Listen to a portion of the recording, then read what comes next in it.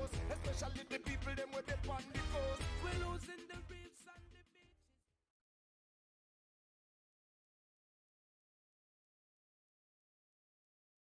Desmond McKenzie, Minister of Local Government and Rural Development, Honorable Robert Nestor Morgan, Minister of State in the Ministry of Education, Youth and Information, Special Representative of the Secretary General for Disaster Risk Reduction in the United Nations Office for Disaster Risk Reduction, Miss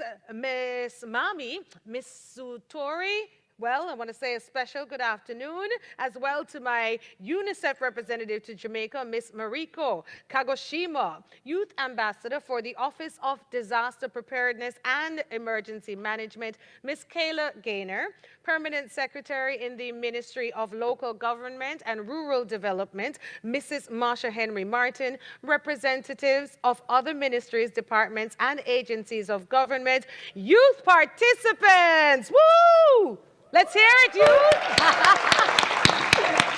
Ladies and gentlemen, my name is Empress Golding. I'm coming to you live from Jamaica, and I am happy to be your moderator for this afternoon. Today is a good day. Before we get started, I know some of you are tuning in different languages, all right, from different countries, English, Spanish, French, and Portuguese. So I want to make sure I do some house cleaning or housekeeping. So first of all, I'm going to tell you how you can hear the session and participate in your language. All right, so to use the translations and captions in Hopin, where many of you are tuning in, you're going to click on the translations icon. Click mute all to mute the stage audio. Select the language you want to hear. Make sure audio volume is on. And to turn off, click disconnect. The captions, click on the captions icon, captions, click show captions, and select your language. Let's listen once now. Actually, before we go to the Panos Caribbean Voices for Climate Change, let me tell you why we are here. And if you have any problems, just write a comment. If you have any questions, especially for my young people tuning in here in Jamaica, just raise your hand and later on we will ask you to come forward and ask those questions to get the answers that you need. Are you with me? Again, I may be able to say a little something in Spanish. Hola, ¿cómo está? ¿Ça va? ¿Ça va très bien? Portuguese, somebody help me. Hello in Portuguese, somebody help me. Eh? Oi! Yes, yes, yes, yes, yes. All righty. The government of Jamaica is proud to be hosting the Youth Forum for Disaster Risk Reduction in the Americas and the Caribbean.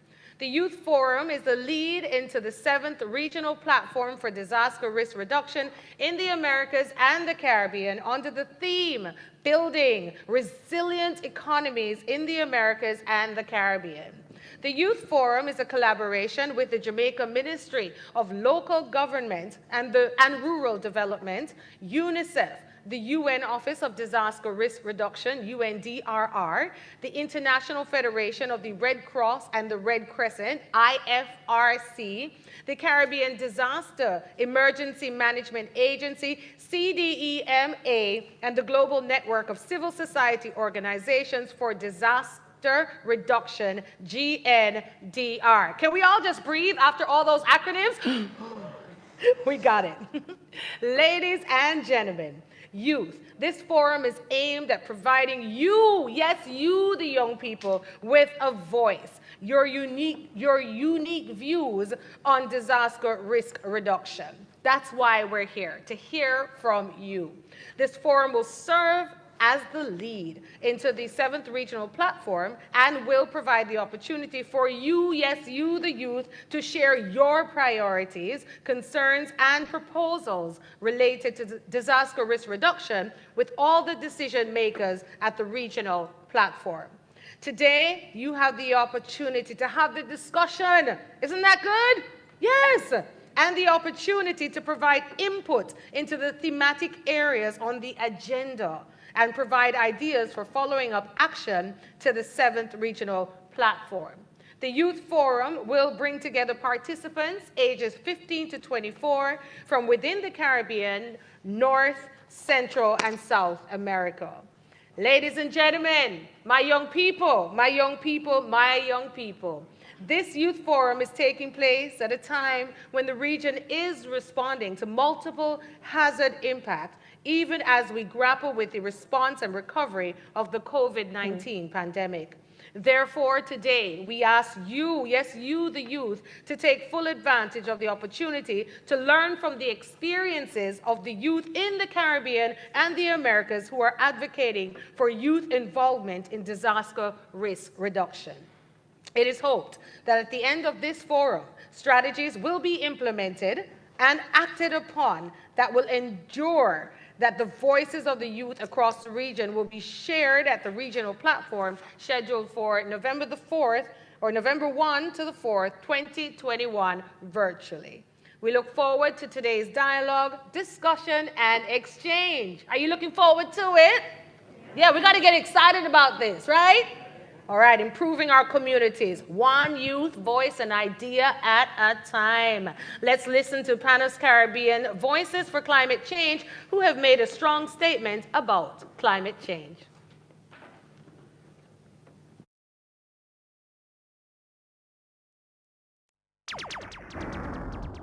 Warning, warning, warning, warning, warning. To the world! Warning, warning, warning. Climate change is happening. We got to do something, no doubt. To the world, we're calling out. Hey.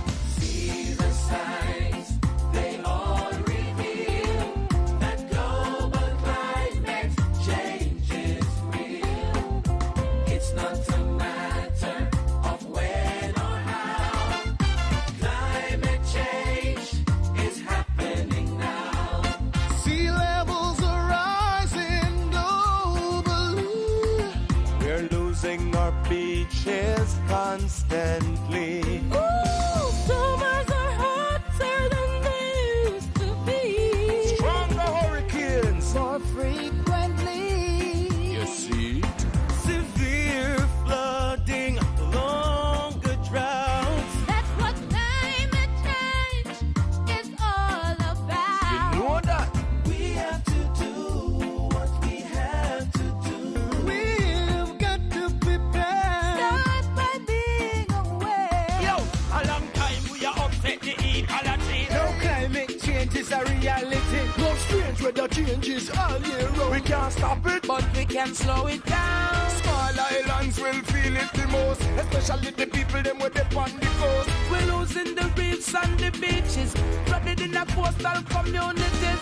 See the signs, yeah, yeah. They all reveal. It's what I said. That global climate change is real. Now warn you. It's not a matter of when or how. Climate change is happening now. Watch this. They're burning the garbage everywhere. They're cutting down the trees. Pollution in the air. Only at the free. I know, my love. To adapt to the ever-changing climate, some lifestyle changes we got to make.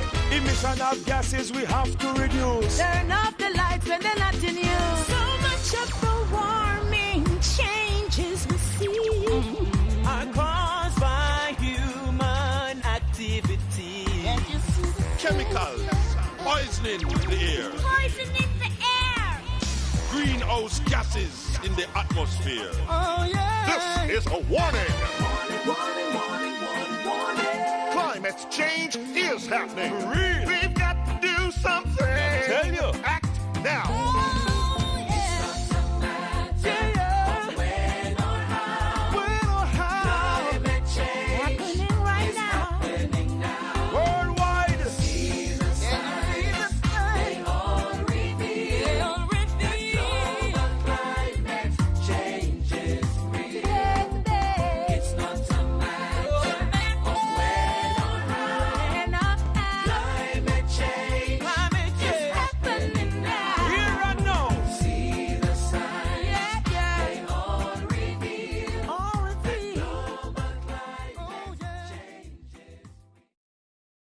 And that is a warning there from the Panos Caribbean Voices for Climate Change. All right? Thank you so much. Special hello again to Costa Rica, Mexico, Brazil, Guatemala, and Panama in the building. Good to see you.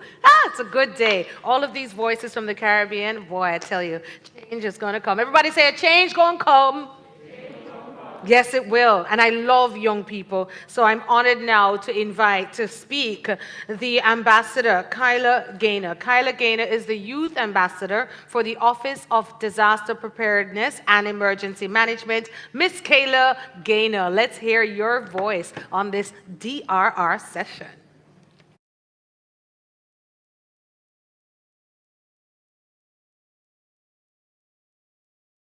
Minister of State in the Ministry of Education, Youth and Information, the Honorable Robert Nestor Morgan, Special Representative of the Secretary General for Disaster Risk Reduction in the United Nations, Office for Disaster Risk Reduction, Mami Mitsutori, UNICEF Representative to Jamaica, Mariko Kagoshima, sorry. We acknowledge all media partners, youth participants joining us today, as well as viewers on all social media platforms. Welcome.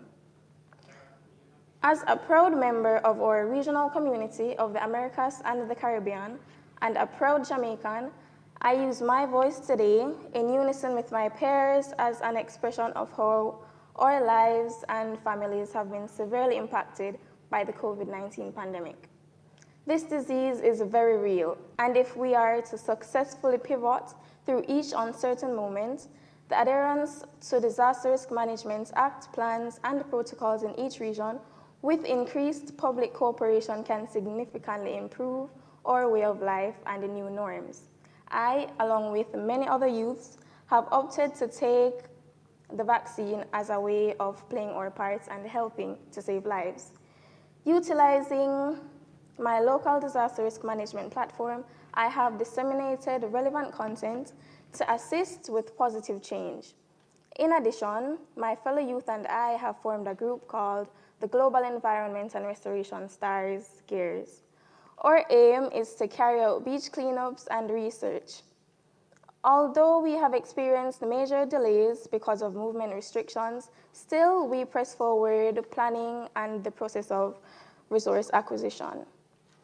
It is relatable, the plethora of issues challenging the youth during this pandemic, even more than before.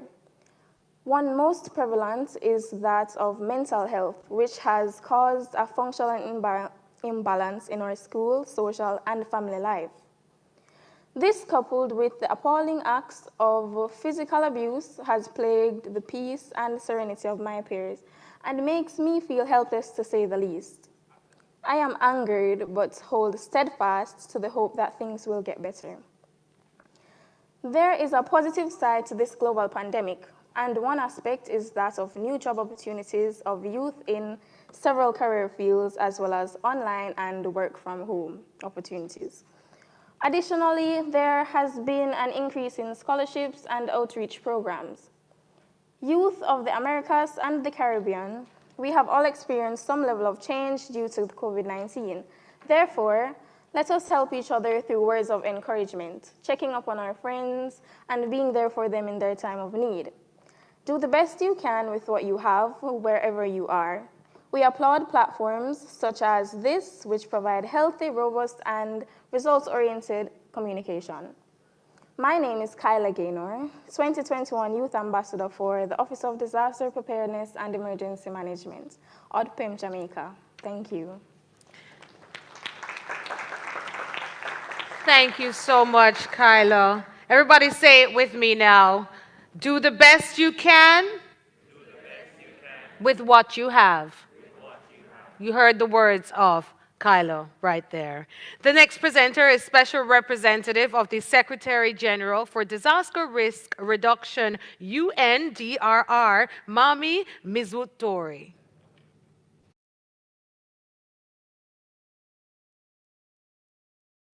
Dear youth participants of the America and Caribbean region, I hope you can all hear me. I am green with envy that you are all there in Jamaica together. I have to say good evening from Geneva, but thank you very much for the opportunity to speak to you all today at this very important event, the Youth Forum, because yes, climate change is happening now and we need to do something. We aim to engage young people across the region in the work of disaster risk reduction right before the regional platform for the Americas and the Caribbean, hosted for the first time by a Caribbean nation, Jamaica, and the COP26 in Glasgow. Over the last 20 years, climate-related disasters have almost doubled by comparison with the previous 20 years. We are all being radicalized by this reality, but none more so than the youth, who will live with the consequences of global warming for a large part of your lives if we cannot make a serious course correction. The voice of the world's youth has been a powerful voice in driving many countries to develop plans to achieve net zero CO2 emissions by 2050 so that we can keep global temperature rise at 1.5 degrees above pre-industrial levels.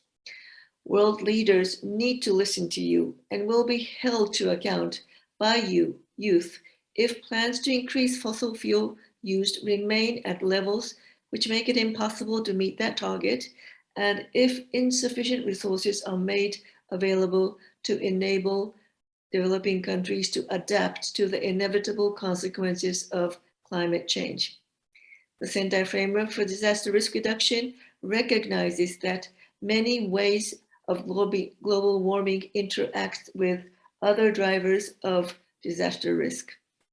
Drivers such as poverty, the COVID-19 pandemic that the youth ambassador just talked about, rising sea levels, the destruction of the Amazon and other ecosystems, unplanned urbanization, lack of building codes, weak risk governance, the list is very long. And we need to know that disasters are not actually natural. Hazards may have a natural origin, but disasters are the consequences of our own choices, many of which make us more exposed and vulnerable. Climate change, vulnerability, and inequality interact in a vicious cycle. The COVID-19 pandemic, a global disaster, has affected the Americas and the Caribbean like no other region. And when good governance is absent, we can see actions that defy common sense, such as large subsidies for the fossil fuel industry and a failure to respond to early warnings about the pandemic threat. Good governance, accountability, and progress require the engagement of civil society and especially you, the youth. An estimated 106 million young people are a powerful constituency for change in the Americas and the Caribbean. Youth clearly play a part in spreading awareness, high awareness on disaster risk reduction in your classrooms, in your streets, in your homes, and in urging governments to act. We believe in your catalyzing power to transform our societies, your societies, current and future generations. We need to work together to create a more resilient world. My call to action today is to ensure that youth representatives are joined at the table when national and local disaster risk reduction strategies are being developed, revised, and implemented.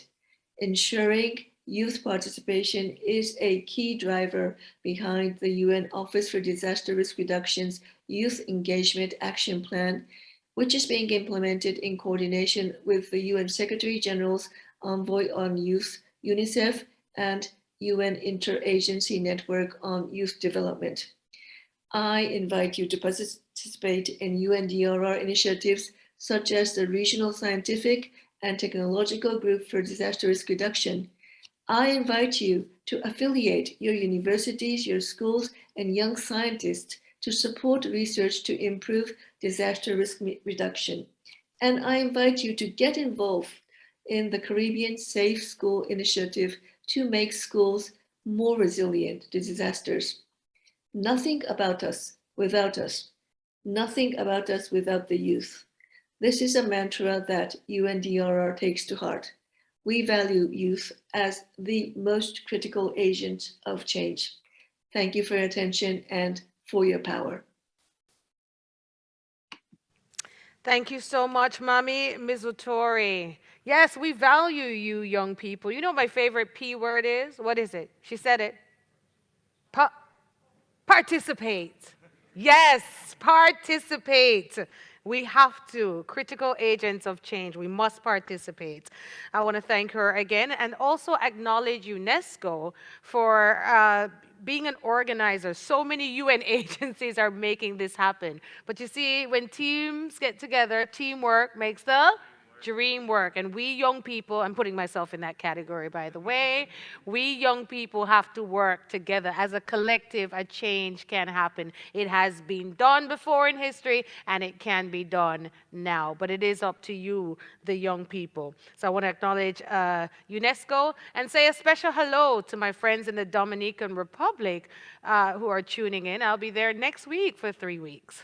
So I can't wait to be with you. I want to thank each and every one of you again. Some of you are just logging in. Stick and stay with us for the afternoon. It's going to be informative, and we're going to be charged with the right action plan to make a difference in our communities, our society, and improve our climate and our environment. So now the next presenter, I know very well, UNICEF rep to Jamaica, Mariko Kagoshima, will now bring greetings. Honorable Robert Nesta Morgan, Minister of State in the Ministry of Education, Youth and Information. Honorable Minister Desmond Mackenzie, Ministry of Local Government and Rural Development. Masha Henry Martin, PS. I recognize you even if you are wearing mask. Mami Mizutori, Special Representative of the Secretary General for Disaster Risk Reduction in the United Nations Office for Disaster Risk Reduction. And Kyra Gaynor, Ambassador of OTPEM. Ladies and gentlemen, all youth participants joining us today, good afternoon, still afternoon. It is a pleasure to be with people who are so committed to the participation of adolescents and young people on an issue of such a great importance for our region. The climate crisis continues to have an unprecedented impact on the Latin America and Caribbean region, with millions of people affected each year by floods, droughts, and other extreme events such as hurricanes. The scientific evidence is clear. The frequency, intensity, and duration of extreme weather-related events is increasing, and the slow onset of changes will only intensify if the current path of inaction continues. Children, adolescents, and young people are especially vulnerable for biological, physical, physiological, and cognitive reasons.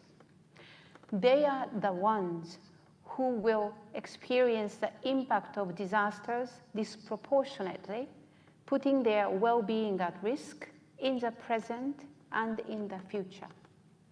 There are other issues that can further increase their vulnerability, of course, such as inequality, discrimination, or poverty.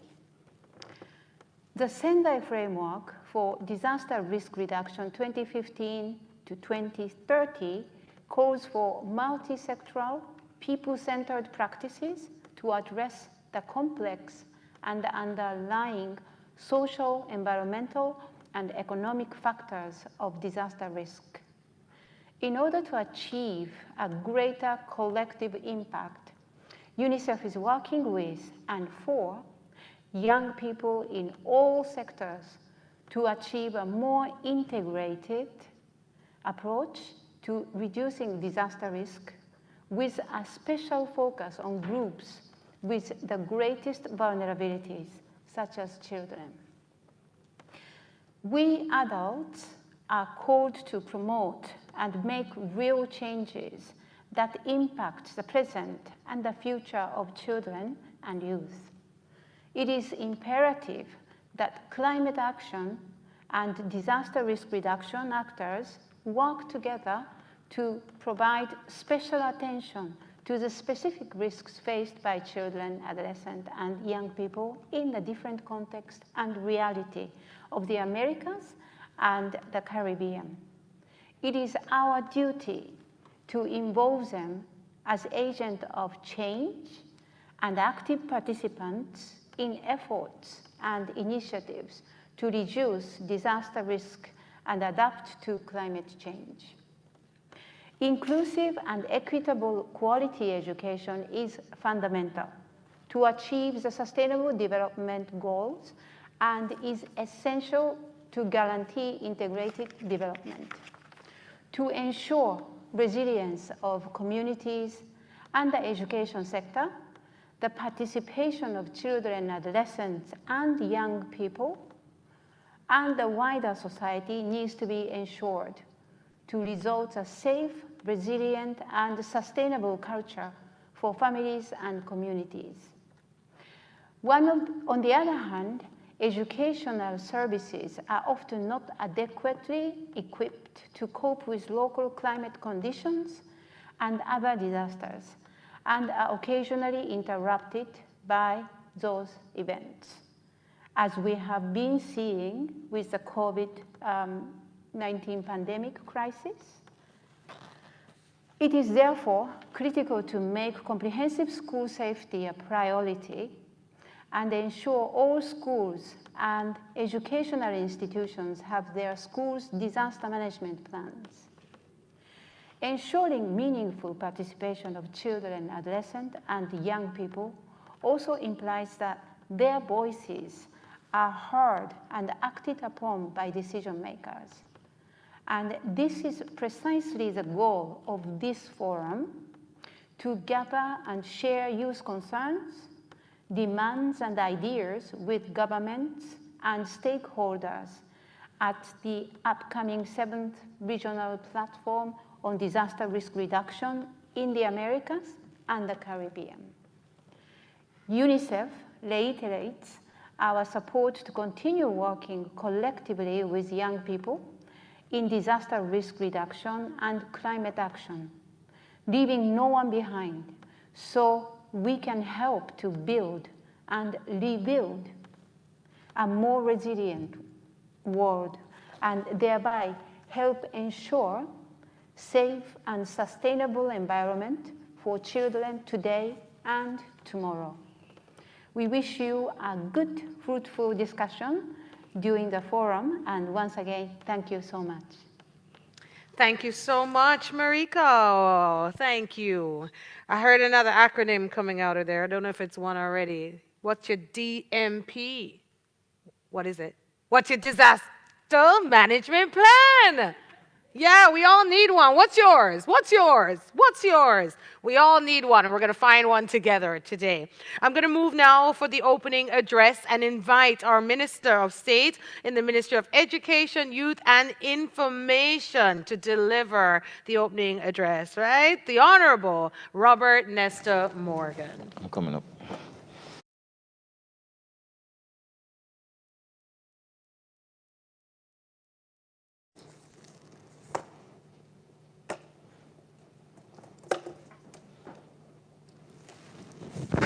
Thank you very much, Empress Golding.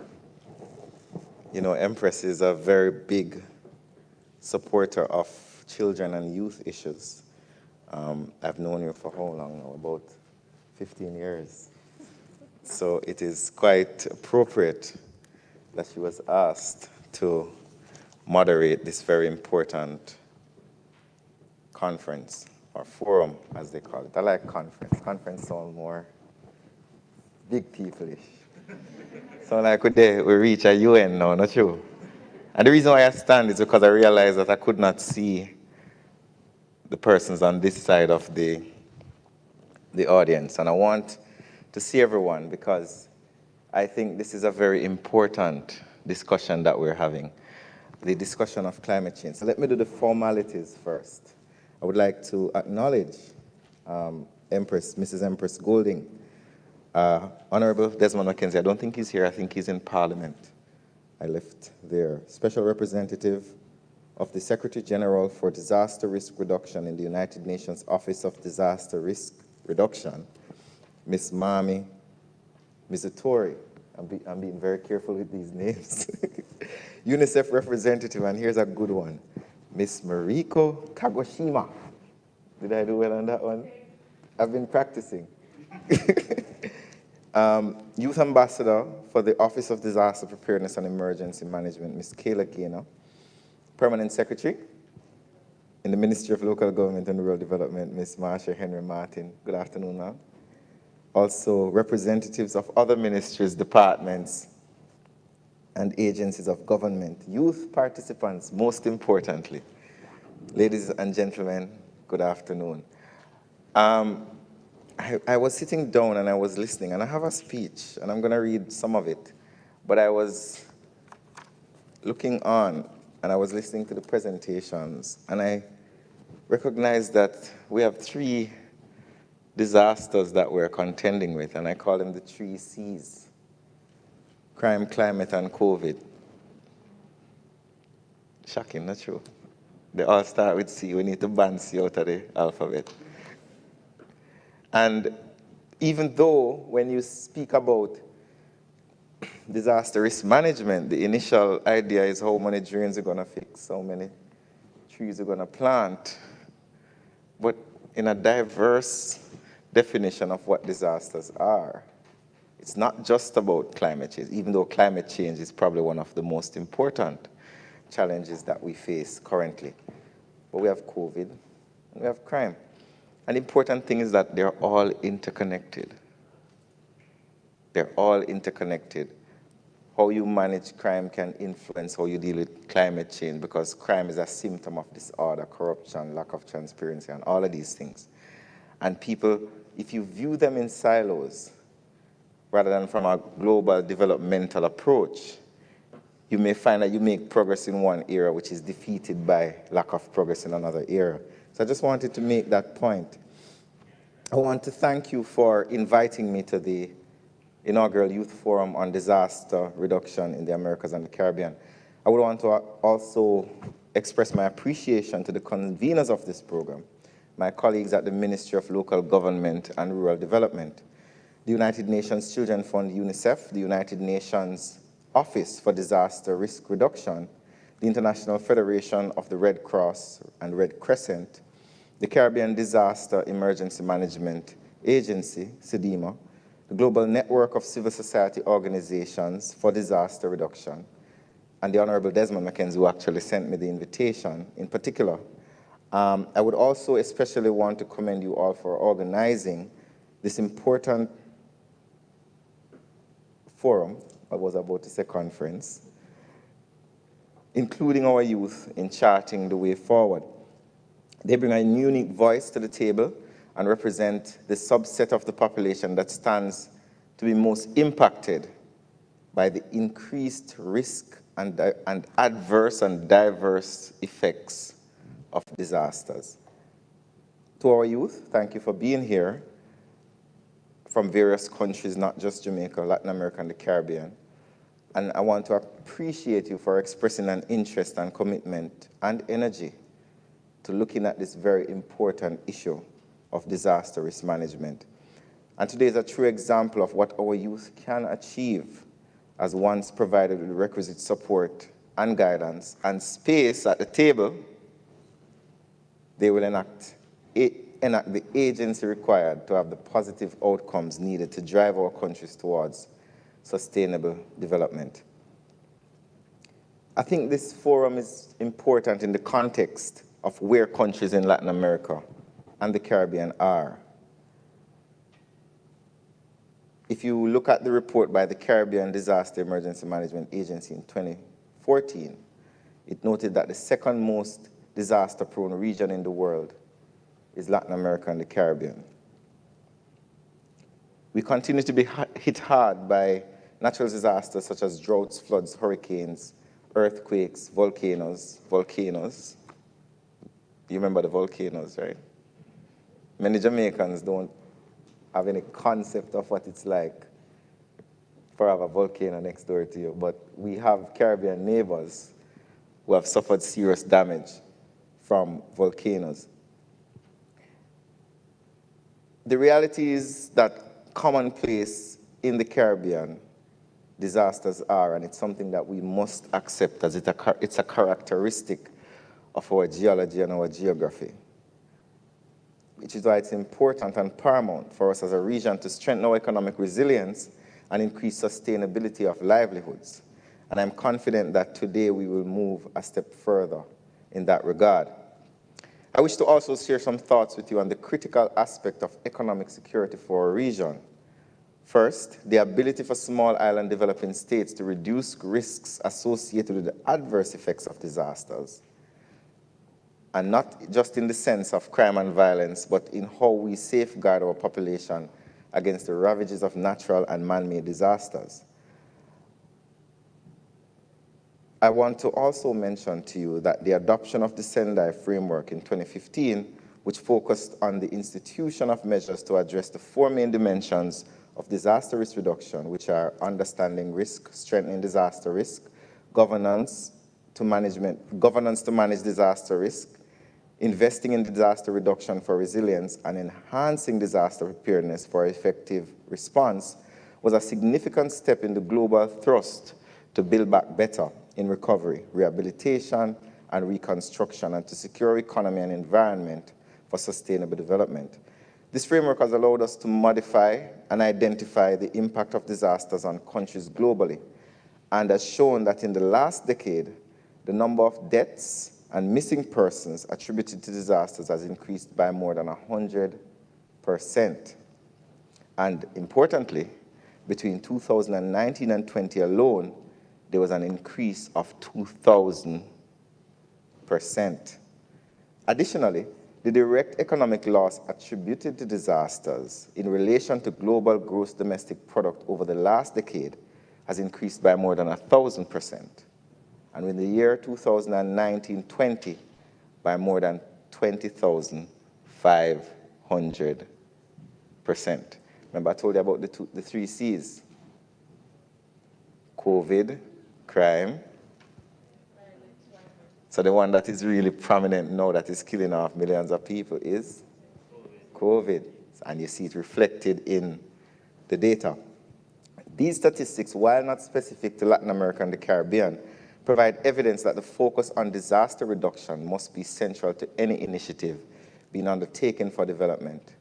And we have seen firsthand, within the span of 1 year within the region, countries like St. Vincent and the Grenadines, we experienced the eruption of the La Soufrière volcano, which displaced 20,000 people. They lost their homes, their livelihood, and it had a significant negative impact on the country's economy. One of their closest neighbors, or our closest neighbors, one of our closest neighbors to be fair, Haiti, had to contend with the onslaught of earthquakes, tropical storms, and hurricanes during the same period, which further compromised an already fragile economy, with the Human Development Index ranking them 170 out of 189 countries in 2020. The poorest country in Latin America and the Caribbean region, and amongst the poorest in the world. Despite marginal gains in poverty reduction, these disasters have undone any gains achieved economically, with current estimates pointing to a poverty rate of 60% in 2020, compared to a national estimate of 58% in 2012. And you can come locally and think about it. What has happened since 2018 in Jamaica with the onslaught of COVID? And remember also last year at this time, the entire country was flooded. And you can look at the twinning of the climate and COVID and the negative impact that it has had on our economy, where tourism closed down because of COVID, and we lost 80% of that foreign exchange. And where did the money come from to do the recovery of the floods that took place last year? And then you can see how climate change and COVID are interacting in a conversation of destruction of economies. So while we note the vulnerabilities of small island development states as a whole, children and youth as a subset, and this is where I'm most passionate, as a subset have faced the greatest challenges and are more at risk for suffering because of the impacts of disasters when they occur. And many of you here, some of you are college students, some of you have just finished, some of you are high school students, would recognize that children are disproportionately affected from negative impacts in their physical, mental, nutritional needs, access to education, economic opportunities, disruption in their home and family lives, along with exposure to violence as well as many other limiting side effects. These are exacerbated by the prolonged recovery process of countries to be able to recuperate and rebuild, which leaves our youth and children without the requisite social protection mechanism that may have been otherwise offered by these states, ensuring that their youth population are able to develop and reach their full potential. Let me give you an example. So the disconnection of children from the formal education system is not just a disconnection from education, it's a disconnection from their society. And I sit at the side of the ministry that deals with children. So take, for example, there are some children who only get a proper meal when they go to school.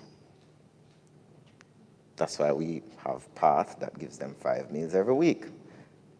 There are some students who the only safe place they have is in the guidance counselor's office. The number of reported cases of child abuse have dropped since COVID. But we know anecdotally that the number of cases of child abuse has not fallen. Because who are they going to now report it to? They can't go to the guidance counselor. There's no teacher that is going to see change in behavior to say something is wrong.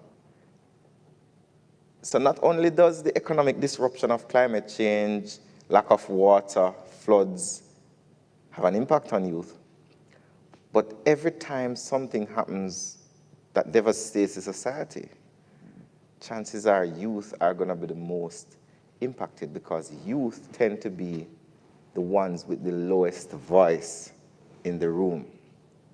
So when they were all screaming about opening the health sector, the entertainment sector, I heard no one screaming to open back schools. You remember? We want to party, but do we want education? That's another discussion for another forum.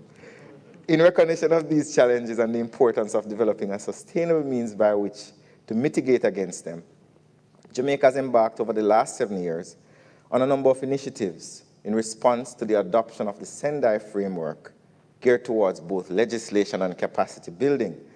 The Disaster Risk Management Act of 2015, which sought to make new provisions for the management and mitigation of disasters and the reduction of the risk of disaster, was widely promoted.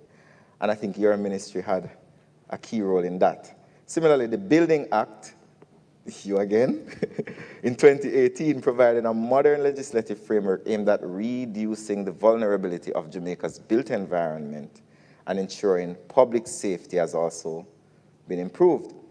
We have had widespread training in disaster risk management through places like our agency that does, I had a brain freeze a while ago. What's the name of it called? ODPEM. Correct, my apologies. And we've also had damage assessments, post-disaster needs assessment, and emergency planning, which have improved over the years. In support of these efforts, we note that the Planning Institute created an environmental and risk management framework to influence the normalization of resilience into the framework for policies and programs. The announcement of the National Spatial Plan by the Government of Jamaica, to which island-wide consultations assisted in the drafting of the document.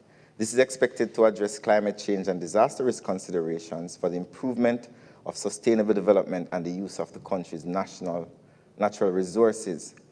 Additionally, in line with the Sendai Framework, particularly as it relates to Target E, Indicator 1, Jamaica has made advances through the development of critical working documents, such as the final draft of the National Framework for Disaster Risk Management, the National Disaster Response Coordination Plan, Jamaica's Comprehensive Disaster Risk Management Policy, and the multi-year DDR plan for 2020 to 2030. Jamaica has also developed its parish disaster plans for all 14 parishes, in line with indicator number 2 of the framework. The parish disaster plans were prepared under the ambit of the Disaster Risk Management Act of 2014. I want to suggest, before I close, that it is incumbent on us, however, to broaden the scope through which we view disaster risk reduction to include other non-climatic hazards, such as I mentioned, COVID and crime. In this global economy where another region's problems soon become ours, COVID in China becomes COVID in Jamaica, and poses even more adverse effects, we are susceptible as a region to various hazards that are either equally or even more capable of constituting disaster.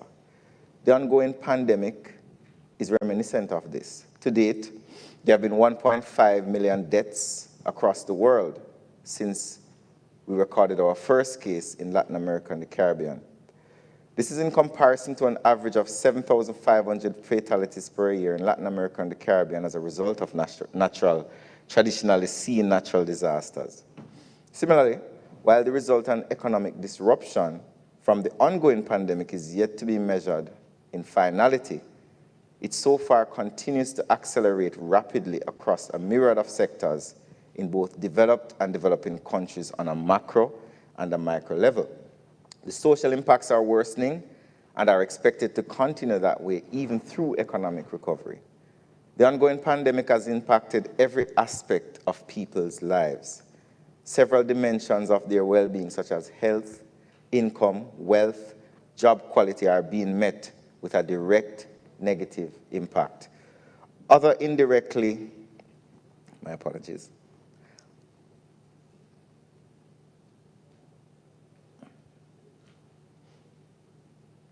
So, and I move from this speech to close because I do not want to be here too long because I think I've exceeded my time. Just to encapsulate what I've been saying. Last year we found out that over 130,000 students were not connecting to the education system. That's of a population of 600,000, so that's almost 30%. But that doesn't really speak to the facts of the situation. There are schools in Jamaica that 60% of the school population have not connected. So on average, it's 130,000, but when you go into schools, some of them are having a 50% disconnection. Now, contemplate the economic, psychosocial, developmental impact that is going to have on small island developing states for the next 3, 4, 5, 6, 7. Contemplate the impact it will have on crime when you have more illiterate persons within the society who are unable to find work. And then couple that with our ability as a small state to flooding, sea rise, erosion, people living on the gully banks, rivers coming down.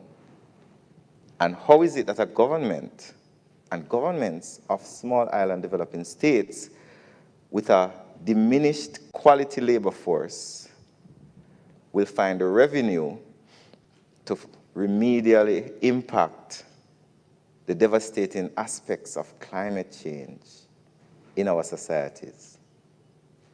So when I went to Pal Americas a few years ago, countries like Jamaica and Caribbean states constitute almost irrelevant % of greenhouse gases that cause climate change. But they are impacted by a majority of the negative consequences of climate change. The sea rise is 1 feet, Portland Cottage is gone.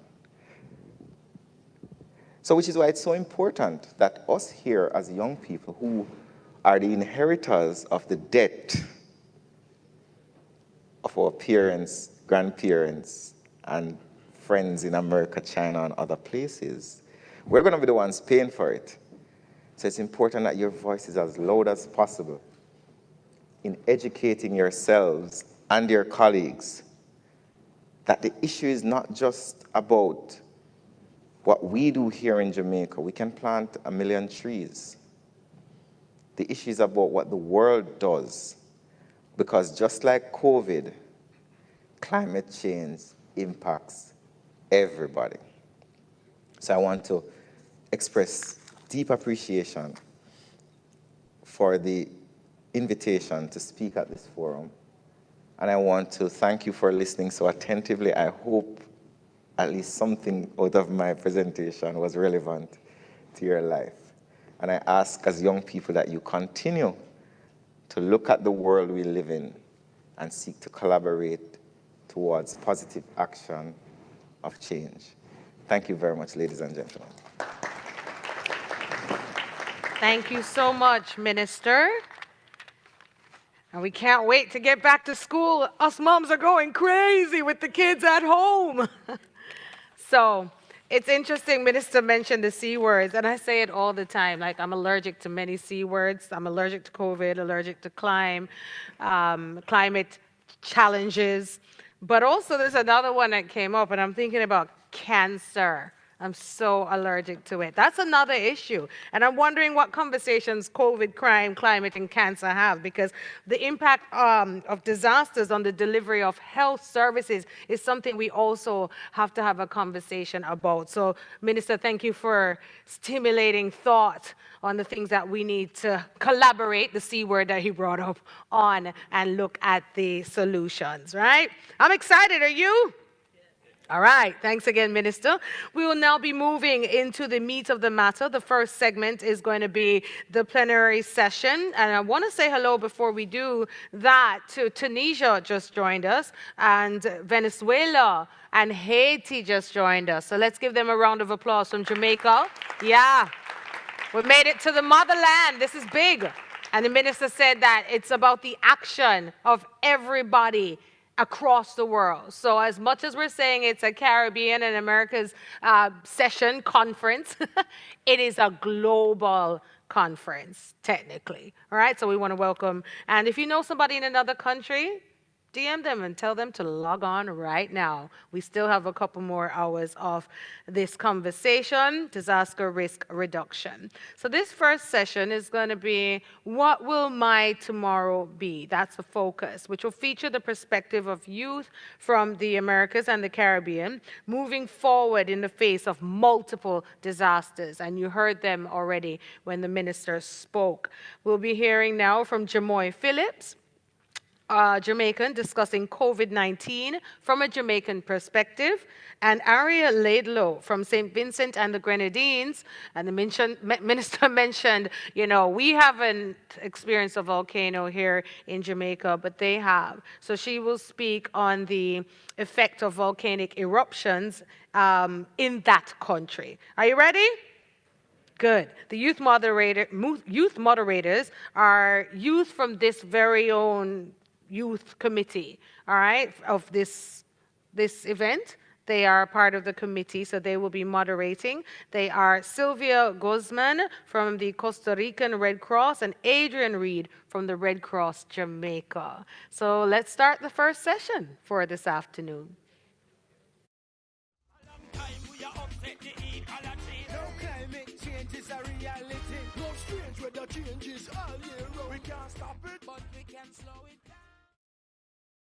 Hi everyone, my name is Adrian Reed and I'm from the Jamaica Red Cross.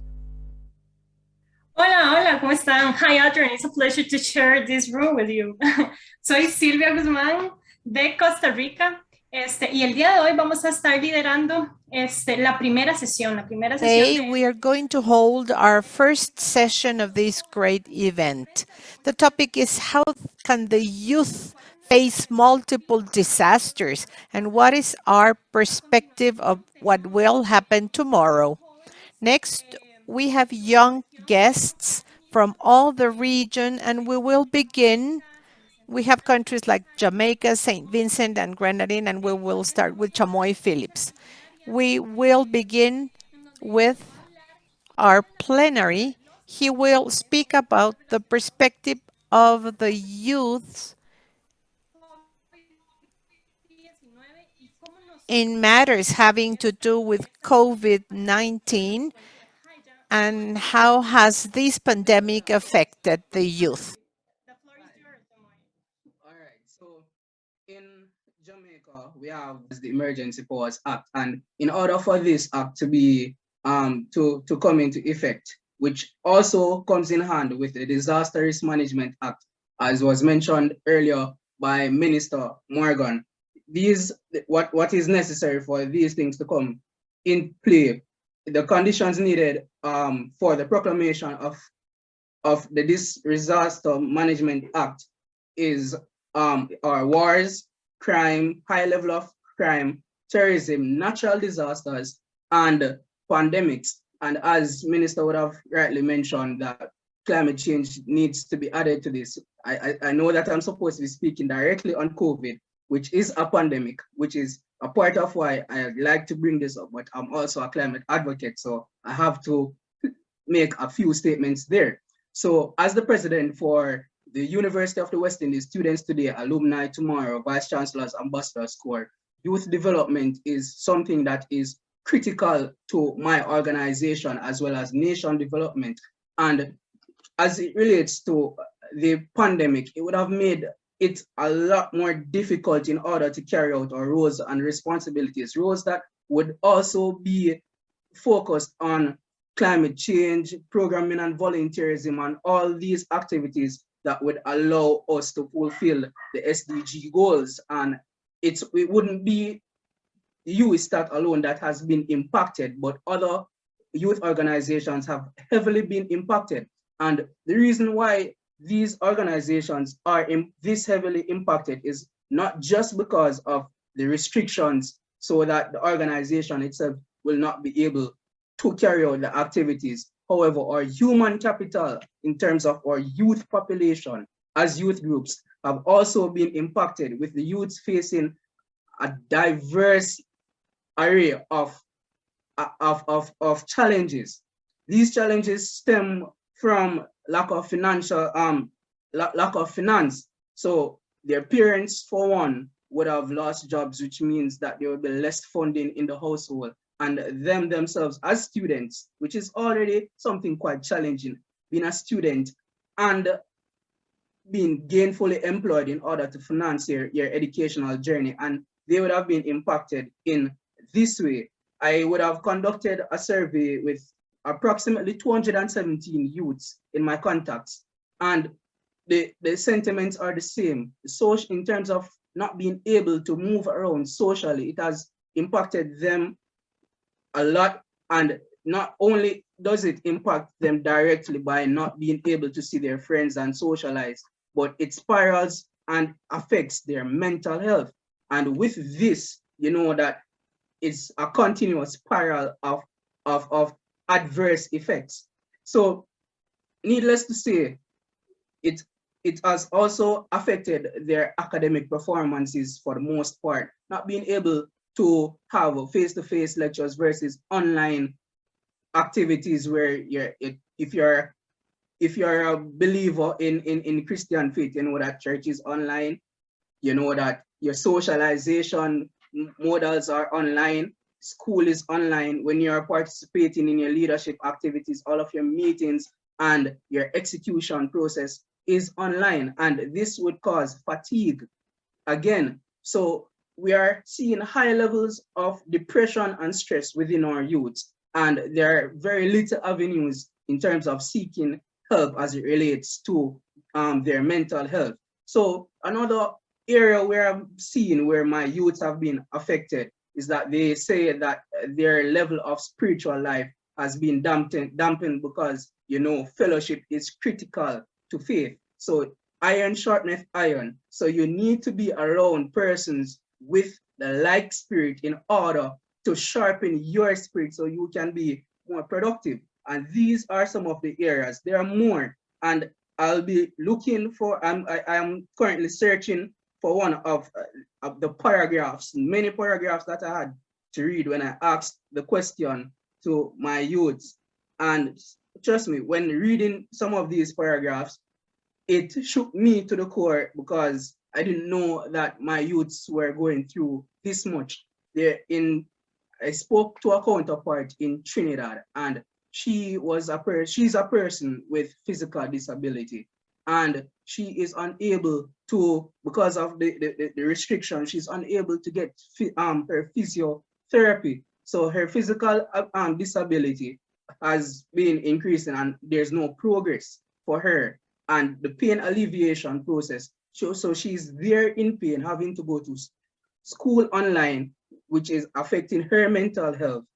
She also is not gainfully employed, therefore financing her needs has become way more difficult. And this is the same across the board and for the youths in Jamaica. So I found one, and I would have mentioned some of the things. So I'm looking for another testimonial from another youth that basically highlights. So one says, I'm able to work.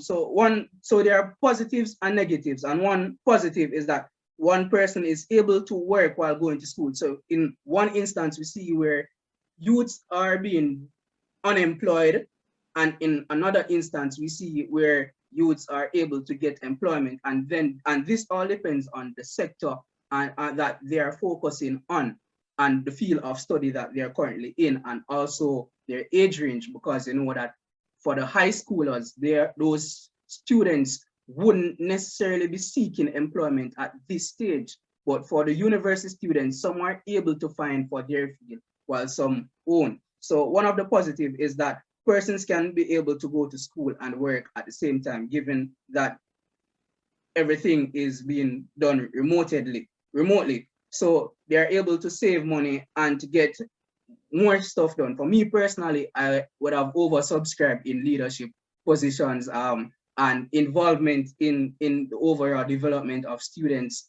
I'm president for USTAD. I am a part of the CYE in Jamaica, and many other student leadership activities, and most of the youths would have seen themselves become more active and doing things that they think were not possible. And COVID would have allowed it for that to happen. But on the flip side, they would love to have the social aspect of their life going as well, which they can't. The economic of scale does not allow for them to be, for some persons, does not allow for them to live in a suitable environment that will promote their educational journey, their basic needs, and their mental health. And these are the major effects of COVID-19 on the youths of Jamaica. And I'm a public policy and management student. I'm a solution finder. I don't like to dwell on the issue, but I like to dwell on the solution. So permit me, even if I'm stepping over in someone else's territory. But what we need to do is to try to strike a balance in terms of the social welfare. We know that things cannot be done physically. And at this stage of COVID-19, where things are seemingly less, less active than in the earlier days, and we know how better to deal with it, what we need to do is for persons who are fully vaccinated, we need to start having policies so that these persons can begin the process to normalcy. We do not have that currently in Jamaica. And I'm hoping that as minister is there and other ministers are looking on and government officials, that is a step that we need to go in so that the different mental issues and the other effects can be slightly reduced, because we know that a happy nation is a productive nation, and happy youths are more productive youths. You can speak to any youth. Once they are comfortable where they are, they will move mountains. And I can attest to that because of my role in terms of being a youth leader. And I would have seen my organization and others who would have found a way to get their youth populations as comfortable as they possibly could continue to do great work despite COVID-19. And yes, that's my say whilst here at the table. All right, thank you very much, Jamoy. All right, so next up we have Ms. Aria Laidlow, who is a Vincentian lecturer in climate change, who understands the impact of volcanoes and hurricanes. So she'll be speaking to us some more about this. So Aria, welcome. Thank you. Thank you. Thank you.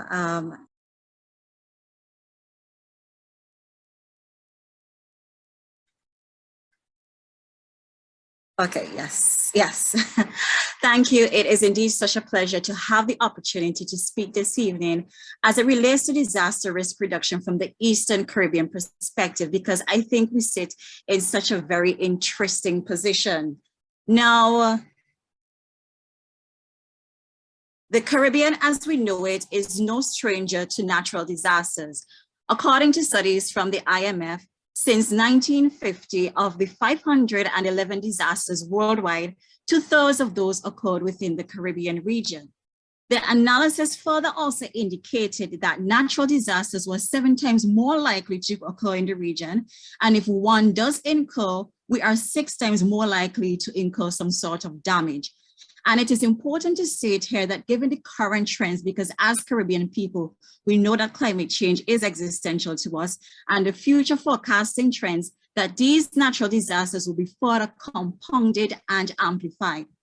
However, I think as young people, it is important for us to understand that our risk to disasters is not just as a factor as it relates to vulnerability, but it also has to do with our exposure and the hazards themselves. Now, when we speak to vulnerability, we're talking about the socioeconomic aspects of the countries and the environment. So we're looking at things such as poverty and even literacy levels. And we know the problems that we're experiencing now as it pertains to the advent of COVID. When we're talking about the exposure, right? Especially for many Eastern Caribbean countries, most of our development is located on our narrow, low-lying coastal strip. And that is because the interior of our islands are very mountainous and volcanic. Case in point, St. Vincent and the Grenadines, where I'm from, and also Dominica. And in addition to that, we are located within the Atlantic Basin, right? And therefore, we're exposed to different natural hazards, and also there's secondary hazards such as storm surge, high wind speeds, and also excess rainfall. And when it comes to the hazards now, because of our our geolocation and our geological composition, we experience hazards such as earthquakes, tropical cyclones, less frequently, but what we've experienced this year on an unprecedented level, volcanic risks. Right, so it is so important to understand our context as a region, especially within the Eastern Caribbean context. However, it is important to note that the frequencies of these disasters have resulted in astronomical economic costs for Caribbean countries over the years, in ranges of up to $22 billion US in some cases. In the Eastern Caribbean context in particular, we're seeing for some countries that the costs of natural disasters have surpassed GDPs. For example, in Dominica for Hurricane Maria in 2017 and Hurricane Ivan in 2004, we see their GDP, the cost as compared to their GDPs was 225 and 200% respectively. Now, this has great fiscal problems for small islands like us, because now governments are unable to spend in development plans that would cater to sports and culture, finding true meaningful employment opportunities for young people, to be able to create plans and programs geared to health and so forth like that, because of this economic burden. And in addition to that, our countries often have high debt which they are unable to pay as it is. So just imagine that compounded on what is being happening in terms of the economic loss to natural disasters. However, it is important to note that COVID-19 has highlighted a type of crisis that we have not encountered within our history, and it poses a really great challenge. So within the Eastern Caribbean, we're not just only dealing with hurricanes, we're not just dealing with earthquakes, we're not just dealing with volcanic eruptions, we're dealing with a multiplicity of natural hazards. So as nations, as states, as a region, as a community, as young people, we are learning how to live in a multi-hazard risk environment. How do we move forward from here? And if I take St. Vincent and the Grenadines as a prime example, we had COVID-19 on our backs. We had the volcanic eruption having 20,000 persons being displaced. And also we're on the verge of entering into the hurricane season. So dealing with these three things at the same time. So could you imagine the amount of stress our leaders and those organizations in charge were under?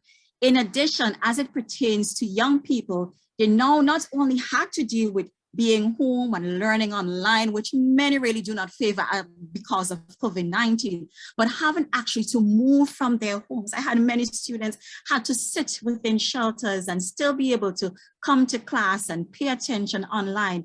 So the psychosocial impacts and the uncomfortable nature of that was extremely great. So we have to now find ways of how to move on in such an environment because it is not changing, right?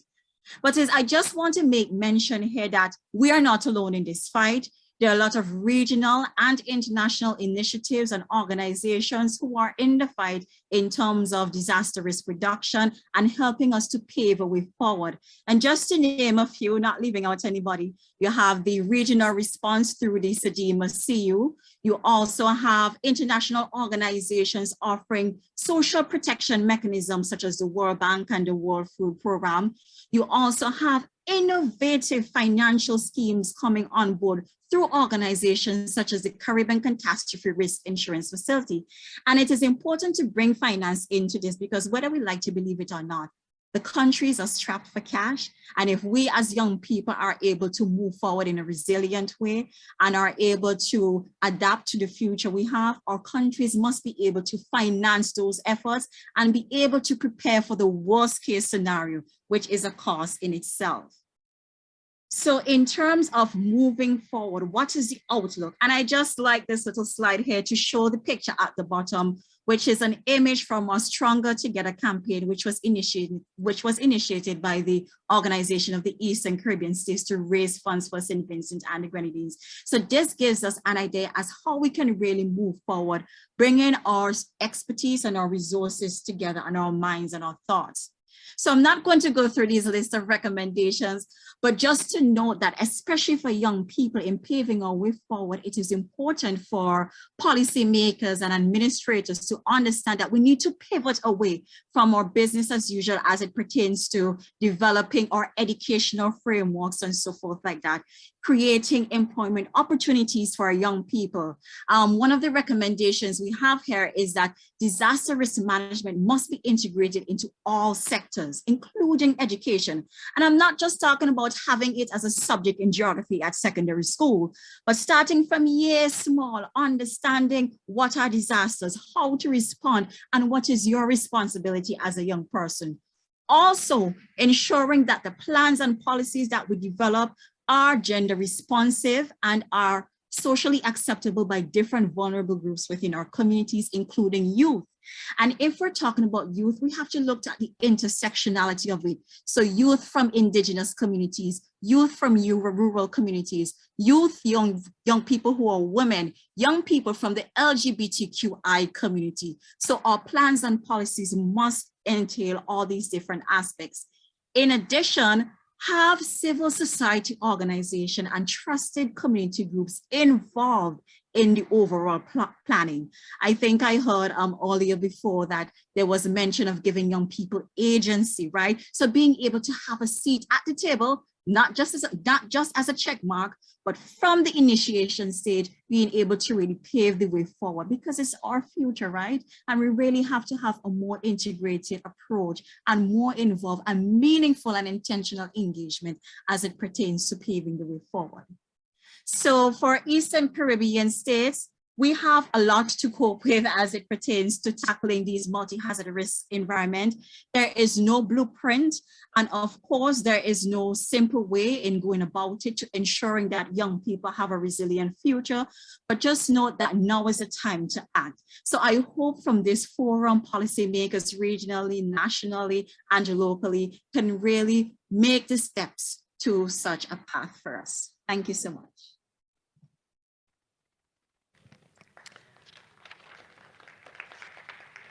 Thank you again to all who presented. Sylvia, Aria Laidlow, Adrian, Jamoy. Did I miss anybody?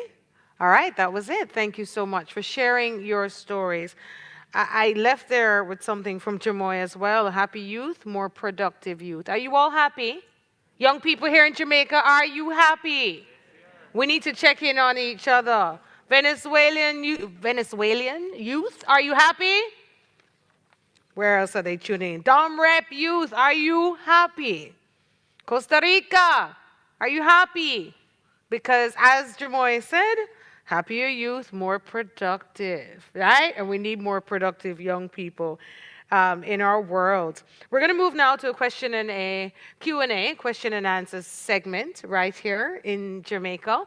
So Minister and Marika from UNICEF, I hope that you will both respond to our young people. They want to ask you both some questions. So we're going to do that right now. The first person to come forward is Ariana Buchanan. Please come forward.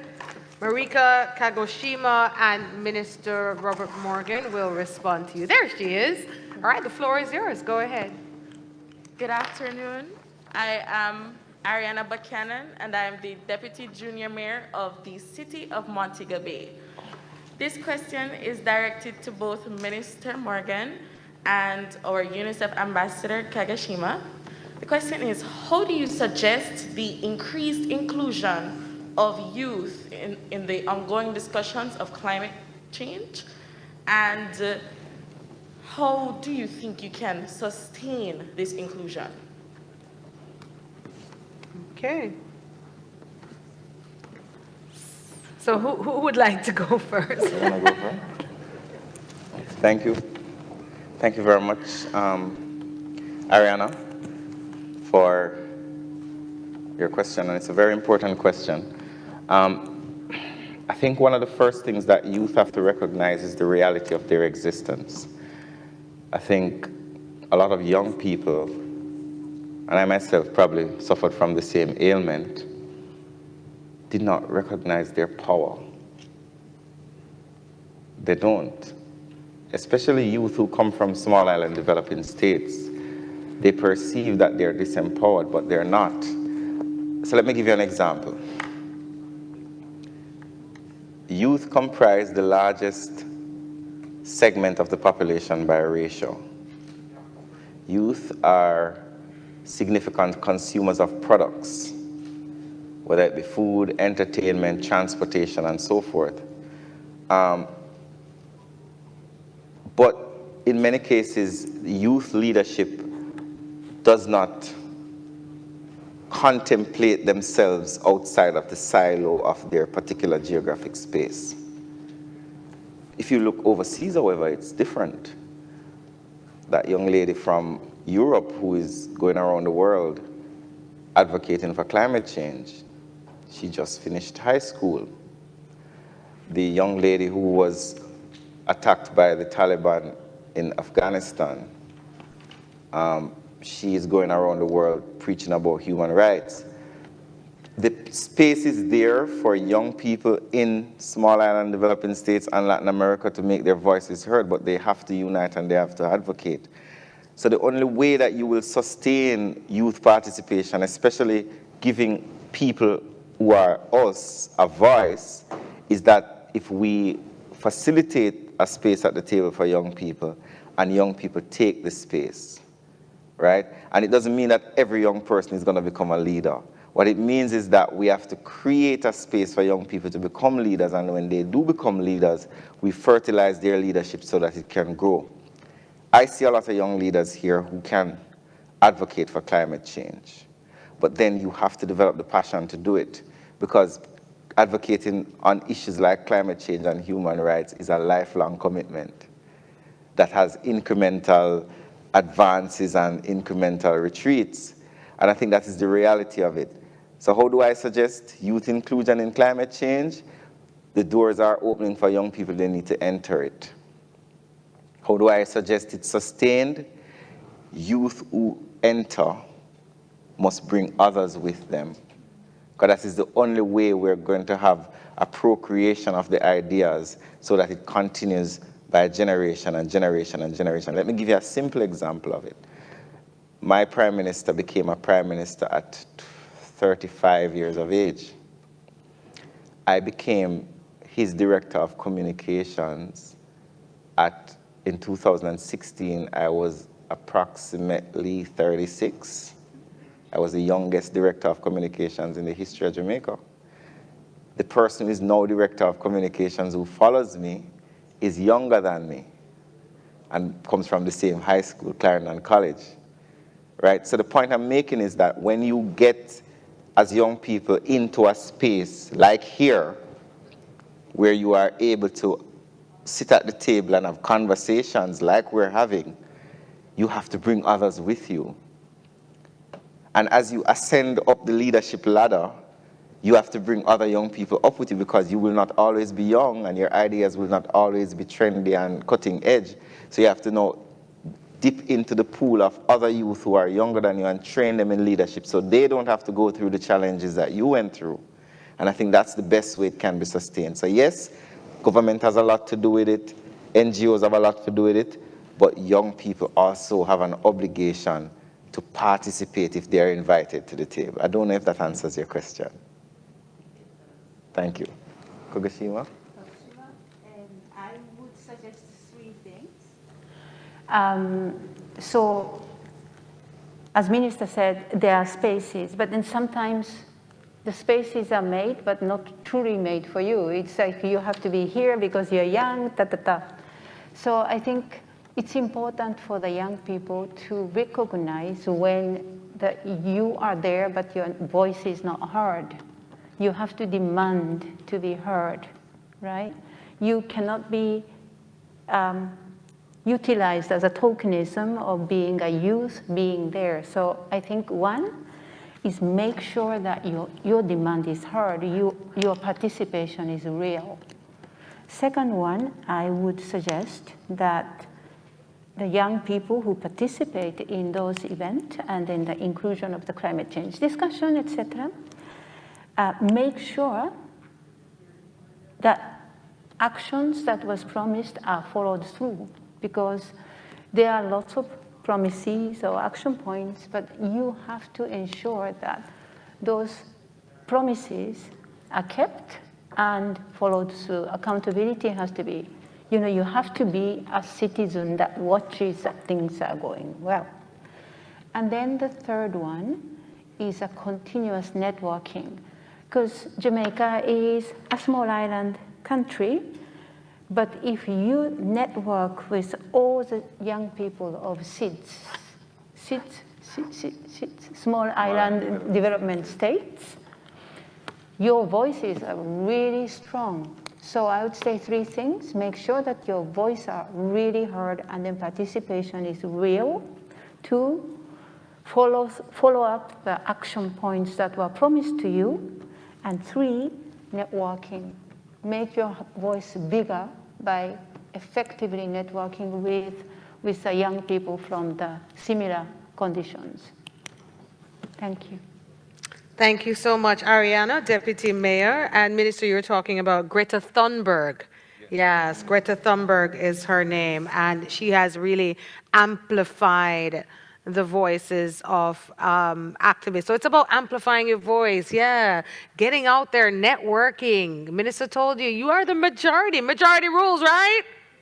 Majority rules, right, Minister? So you know that you are the majority, so you have the power to be the change. Thank you. We ask Shane Johnson now to ask his question to the Minister. Good day, panel. Good day, Minister Morgan. All right, so the University of the West Indies has expressed its intent to go back to face-to-face. modality, the government being a major stakeholder of the university. What are your views on this? It's a personal opinion, I might ask, or a policy opinion on this as it relates to the university going face-to-face with the population having a vaccination rate of about 15%. I thought it was about climate change. They're all connected, But sir. I will answer your question. I will answer your question. And let me tell you why I will answer your question, because it gives me the opportunity to spread the message. I want the university to go back to face-to-face.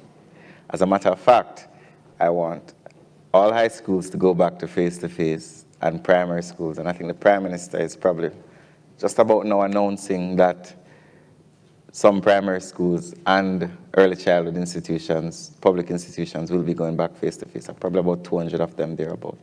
We have 1,000 schools. And also, but there's a bigger issue in the conversation.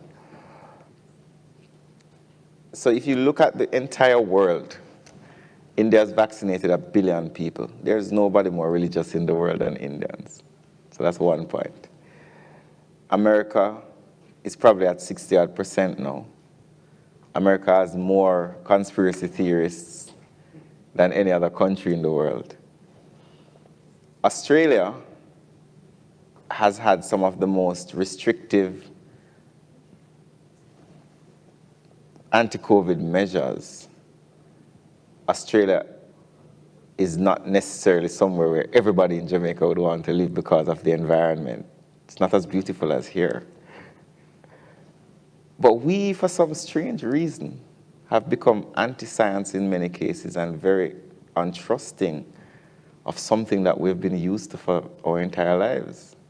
I used to have to go to the clinic, nurse used to come to school. We have an obligation as a people to look out for our own interest. So one of the questions somebody asked me was, why we don't send back the kids to school? And I said to them, if a teacher is unvaccinated and gets COVID in a classroom, who is going to be responsible? That's a very serious question, you know, because 50% of our teachers have comorbidities, diabetes, hypertension, and so on, right? If we open UWI and there's an outbreak there, what happens to the University Hospital of the West Indies? How many beds will we now have to get again, like what we got a month ago? So the responsibility on people is to protect themselves from COVID, but get vaccinated. But we can't force you to get vaccinated because we have a very strong freedom-directed constitution. But then I think, especially persons who are going to be future leaders of this country, they have to contemplate whether or not the Jamaica they want of the future is the one that they have at present. And I think that university students are in a very prime position to lead the way in setting an example for the rest of the country. I think we're now at about 20-odd%, 30-odd% vaccination. So your university vaccination is actually lower than the national average. What does that say about the future leadership of our society? And what does that say about the recognition of the impact that a resistance, or what's the gentle word that they're using now, Mariko? Vaccine hesitance. Such a gentle word for resistance. It's like we find these nice words to excuse certain behaviors. But the point I'm making is, I want the university to open, but I do not believe that we're there yet, because the risks are so significant to a fourth outbreak. And to close, Empress, I don't think a lot of people appreciate the science of it. The less people get vaccinated, the more variants will occur and the more devastating the variants will become. So if you refuse to get vaccinated and the virus continues to spread in your society, then you're going to have another variant. You've had Delta, you've had others. And what disappoints me is that the people who are, in many cases, supposed to be demonstrating leadership in encouraging the society to get vaccinated are some of the people who are fighting it. So then I am dumbfounded in many cases, because how do I negotiate with somebody who is brighter than me that taking a vaccine is good? Like a university student who is doing a PhD in something. You understand where I'm coming from? So yes, the government's position is, and some of my personal position was intertwined in that, the government's position is we want face-to-face. And I think, Marika, your organization came out encouraging us to go to face-to-face. And we will be doing some face-to-face, but we'll also ask all of our young people to acknowledge the risk of going face-to-face based on the fact that a large number of you refuse to be vaccinated. So here we go with leadership again. Are young people going to lead Jamaica into a better future? Or are we going to continue with what we're doing? I don't know if I've answered your question. You have. Thank you. Thank you. Thank you, Shane. Thank you, Minister. I guess you young people have to do an assignment on this. What are the risks of going back face-to-face? High priority, low priority? I guess you need to have that conversation. Yeah, Minister, let's see what the UE students say after your response today. All right, are they willing to take the vaccine? Is it a high, low priority risk when they go back? I guess it's your voice is important in that decision making as well, young people. Tanise Levy has a question for both Minister and UNICEF's Marika Kagoshima. Go ahead. Okay, good afternoon. All protocols observed. As Minister Morgan mentioned, the world is currently experiencing 3 disasters: crime, COVID, and climate change. What are some of the lessons that we have learned that we can use to pave the way forward in another event of a multiplicity of disasters? Want to start, Marika? Who would like to go first? Multiplicity of this disasters. is very difficult question, but I think everybody here agrees that crime, and COVID, everything is interrelated. COVID triggered lots of criminal activities or the violence in the house, unseen violence, silent violence. And then that kind of violence really affect the safety and security of the country. And then climate is overall issues that are affecting many children and population in general. I think climate change and COVID is very similar because it is affecting everybody. Although in terms of climate change, some people are in denial, but then none of the human beings on this earth are free of its impact. So it's interlinked. And then climate change as well as COVID is linked directly to the insecurity, violence, and crime. So I think those 3 issues are really, we cannot just discuss about one issue separately. So that's what I think. And then that was a question? Oh, sorry. Do you want me to repeat the question? No. There was a second question. He wants to answer, so Oh, no, I'm fine. I'll let Minister answer. There were 2 questions or one? One. Okay. The climate and then... All right, so crime, COVID, and climate change. And then crime. Yes. 3 Cs. What have we learned, or what we should learn? Because a lot of us are not learning. The first thing I've learned as a minister and as a Jamaican is the importance of education. Because in many cases, all these 3 crises emanate from either a lack of education or an unwillingness to apply education to solve the problem.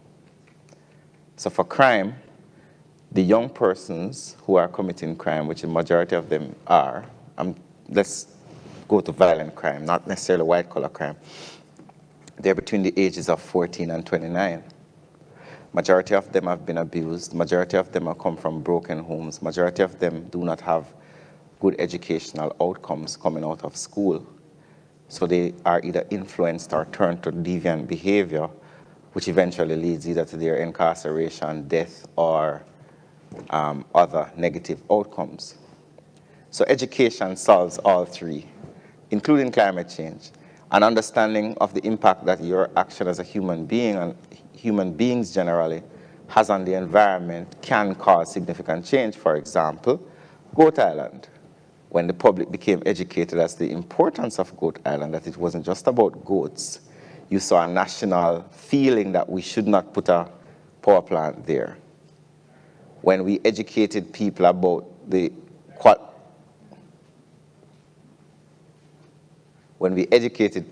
importance of the Blue Mountain, we got it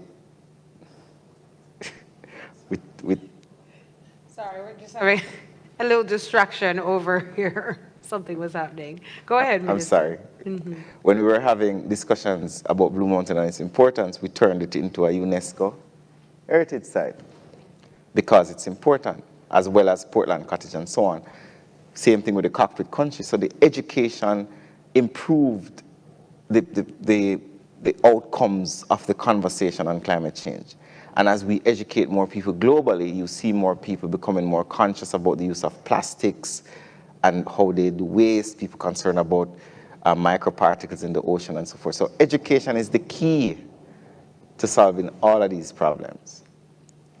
The other lesson I learned was the importance of social safety, meaning that your government has to have the capability to take care of the most vulnerable in a crisis, which means that your government has to have the money to take care of the most vulnerable in a crisis.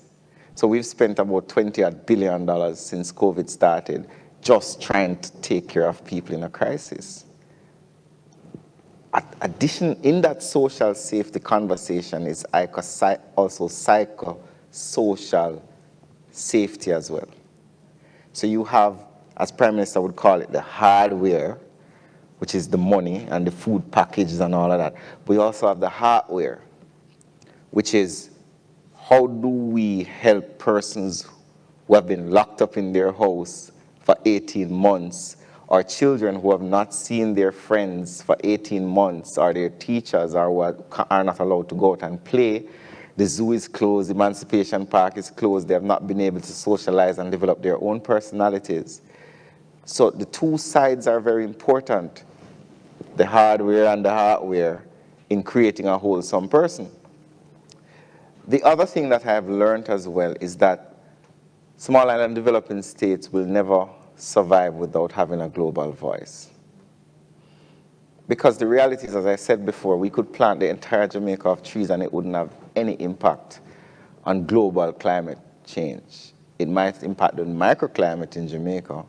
The place might be cooler, we might have a little more rainfall, but globally it will have little impact, which means that Jamaica has to be on the platform internationally, dealing with the transnational shipment of guns from United States to Jamaica, which are the main implements of death within our society, dealing with the fairness of the vaccine distribution as it relates to COVID, dealing with the greenhouse gases that industrial nations are spouting out every year, which causes increase in temperatures. So those are the lessons. So education, the importance of social safety and psychosocial safety, as well as us having a global voice. And I think on 50% of it, I'm a bit depressed, but on another 50%, I'm hopeful because we are on the platforms internationally. People are listening to us. We are trying to help our people. Some are getting help, some are not getting help. But the biggest challenge I think we face in all the things I've learned is how do we transform the education system to fit into the needs of the 21st century Jamaican. And I think that is something that we as a country and as governments, notice the plural, have had challenges doing over the last few decades. Thank you. Thank you.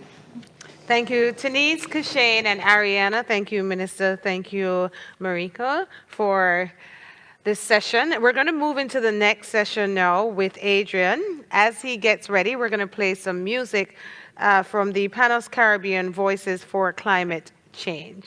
So we'll play that, and then Adrian will take it away.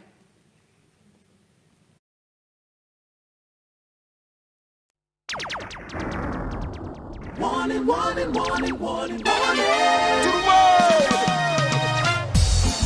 Warning, warning, warning. Climate change is happening. We got to do something, no doubt. To the world, we're calling out. Hey. See the signs, they all reveal that global climate change is real. It's not a matter of when or how. Climate change is happening now. Sea levels are rising globally. We're losing our beaches constantly. Ooh, summers are hotter than they used to be. Stronger hurricanes. More frequently. You see? Severe flooding, longer droughts. That's what climate change is all about. You know that? We have to do what we have to do. We've got to prepare. Start by being aware. Yo, a long time we are upset the ecology. No climate change is a reality. No strange weather changes all year round. We can't stop it, But we can slow it down. small islands will feel it the most, especially the people them with the on the coast. We're losing the reefs and the beaches, flooded in the coastal communities. See the signs, they all reveal that global climate change is real. Now warn you. It's not a matter of when or how. Climate change is happening now. Watch this. They're burning the garbage everywhere. They're cutting down the trees. Pollution in the air. Only a time free. I know, my love. To adapt to the ever-changing climate, some lifestyle changes we got to make. Emission of gases we have to reduce. Turn off the lights when they're not in use. So much of the warming changes we see Are caused by human activity. Chemicals poisoning the air. Poison in the air. Greenhouse gases in the atmosphere. Oh yeah. This is a warning. Warning, warning, warning, warning, warning. Climate change is happening. For real. We've got to do something. Tell you. Act now. Oh yeah. It's not a matter of when or how. When or how. Climate change Happening right is now. happening now. Worldwide. See the signs, they all reveal that global climate change is real. It's not a matter of when or how. Climate change is happening now. Here and now. See the signs, they all reveal that global climate change is. All right, so welcome back, everyone. So our next session, the second plenary session, examines the role of young people in disaster risk reduction.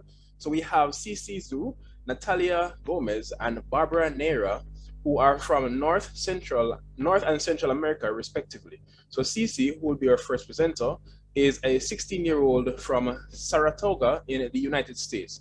She is a member of 1 Million Climate Actions Challenge and of the California Legislation Advocacy Team on the Silicon Valley Youth Climate Action Grassroots Youth Activism for Increasing Resilience to Disasters. So I now hand over to CC.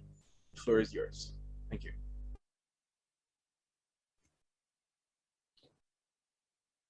Thank you, Adrian. I'm wondering if you can share my slideshow.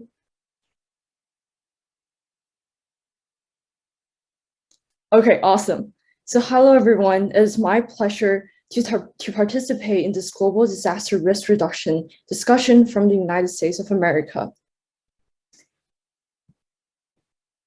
Okay, So in 6th grade PE, I remember I stood helplessly by when my best friend collapsed from an asthma attack.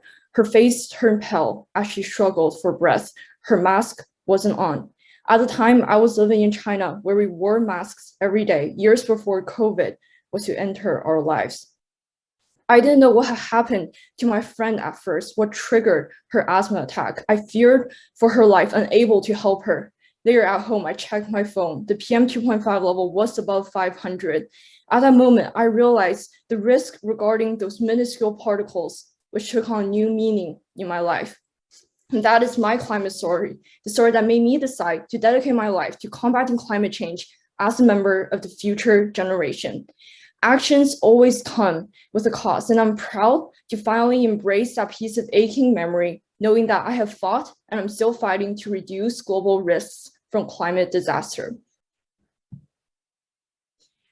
So for the next 8 years, it was my determination to reduce environmental disaster risk that led me to unite with a group of peers that I celebrate nature with.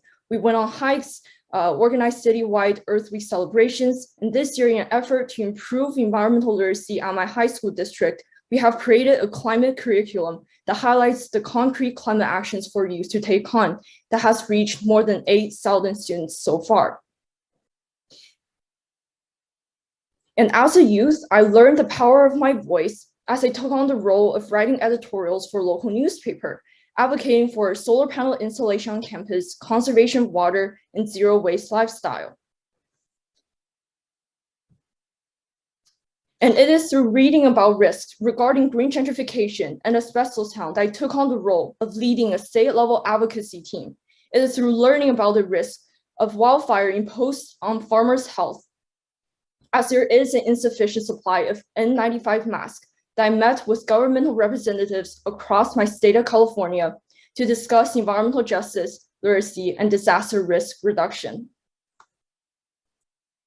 And it is through talking to 5-year-old students in the Lao Cai province of Vietnam that made me realize the extreme shortage of clean drinking water worldwide.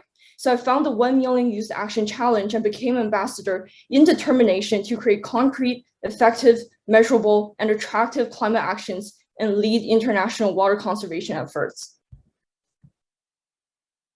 So the 1 Million Youth Action Challenge, 1MYOC for short, is a long-term initiative which aims to mobilize youth to implement, as already in its name, 1 million practical youth actions, and these are for now focused on environmental SDGs 6, 12, 13, and 15. And so participants can support the initiative and participate in the challenge by registering an individual or group profile, and a collection of concrete and practical actions can be chosen from. And beside a description, each of the actions contain a section explaining the importance that the action contributes to the respective SDGs, guidelines to ensure the action is done in an efficient and non-damaging manner, and the suggestions for monitoring data to record. And new actions and projects can also be initiated and suggested by participants. And some of the actions are very easy to accomplish, requiring minimum effort and a rather short term, while other actions may be more difficult and require materials and long-term coordination. But overall, there's 1 year to complete an action. Action completion can be submitted anytime earlier. And so some of the actions that are related to disaster risk reductions, including planting mangroves, building shelter for small animals, saving, harvesting rainwater, etc. And so the platform 1MYOC.com was launched in September at the IUCN World Conservation Congress in Marseille. Website open to participants to sign up for an action. And these are the 1MYOC ambassadors, who are mostly motivated young individuals, volunteers from all over the world. And 1MYOC also works with partner organizations, from private companies to youth organizations to NGOs and to educational institutions and IOs. So by connecting with others through climate actions, we're able to establish global empathy while reducing the risk of the climate disasters we collectively face. So take actions now. Thank you. Sí, muchísimas gracias por compartirnos tu perspectiva, tu visión, e invitarnos. For sharing your perspective, your insight. I would like to also invite you all to take action through your actions as well. So just like Cici is doing right now, I would like to invite you all, those of you who are visiting this section. If you are taking part in this session, go visit the chat section, leave your comments, your questions. Right now, it's a time to answer to all of your questions in the chat. So this is the time for you to interact with this platform. This is information that we're going to get. We as organizing committee, and we're going to divide this. We're going to take all of this into account as well.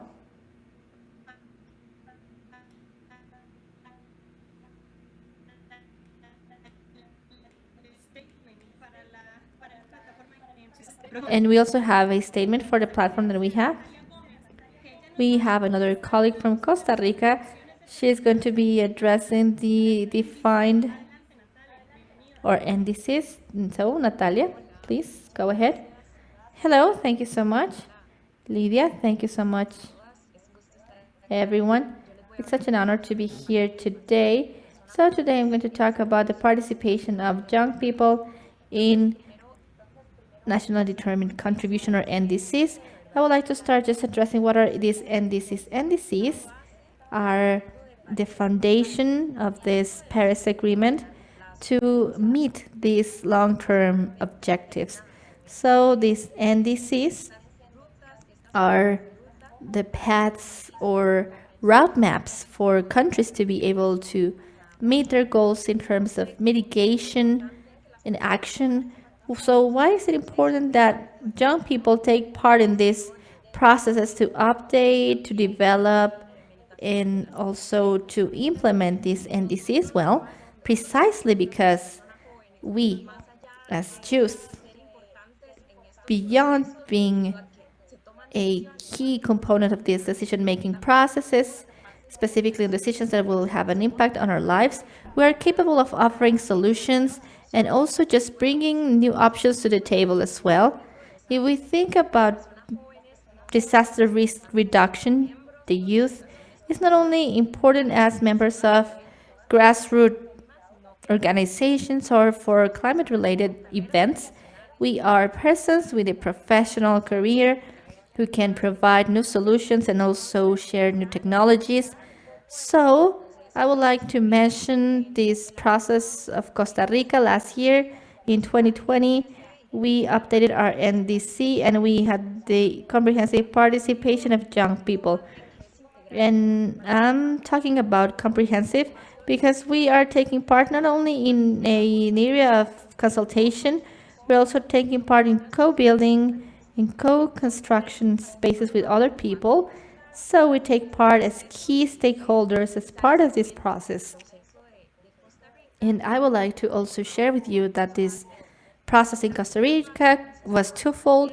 The very first phase had a workshop that has a general focus and overview. We had the participation of young people. They were not just taking part as observers. No, they were bringing their new ideas to the table. They were taking part in the session. And we had a second phase that consisted in workshops at a sector level. We had 19 young persons distributed across different sectors. And these young people also had certain affinities with these topics as well. And also, in addition to taking part in this co-building, for those who are also going to take part in this NDC development, well, we saw a juice discussion on these NDCs.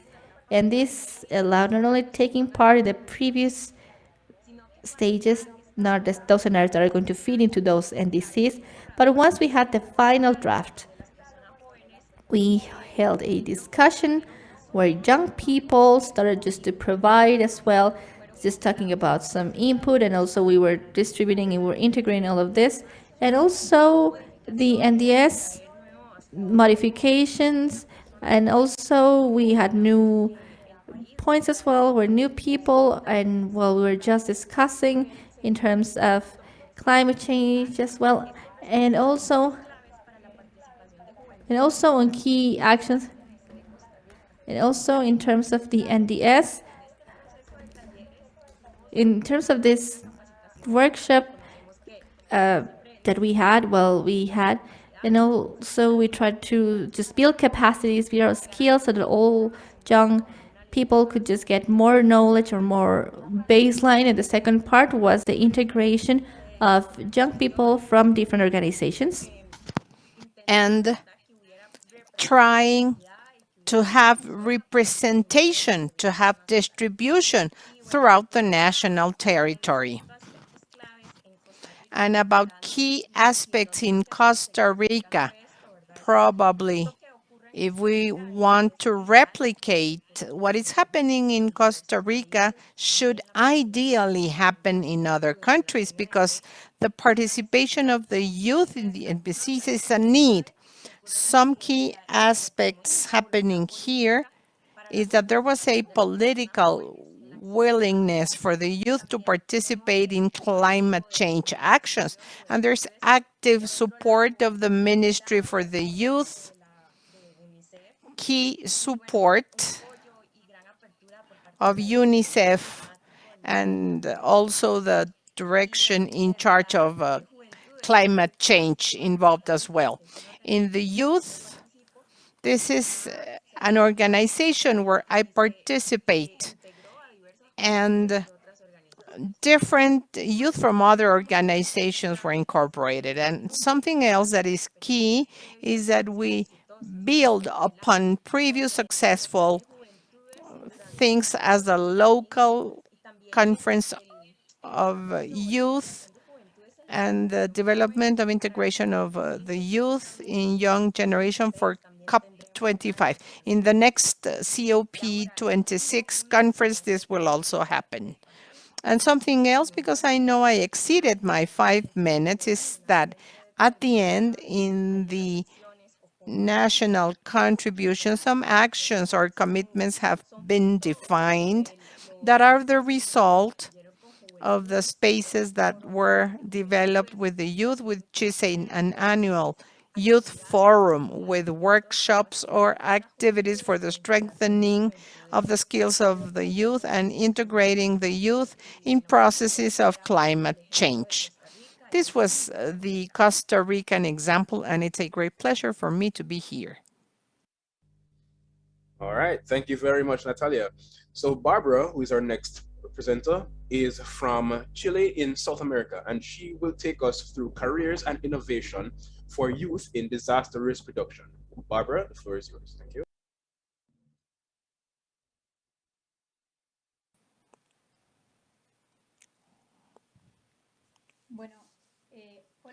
Well, hi everyone. Good afternoon. People from Jamaica, we are in a very warm afternoon. I'll speak about the professional careers and then activism. I was invited to speak here. To be honest, when I was told I had to speak about this, I did a mental exercise that I had never done before. I gained more perspective with the tools that the activism and being a volunteer have provided me with. When I do voluntary activities, I began with the idea of participating in an organization that had to do with the climate change and the environment.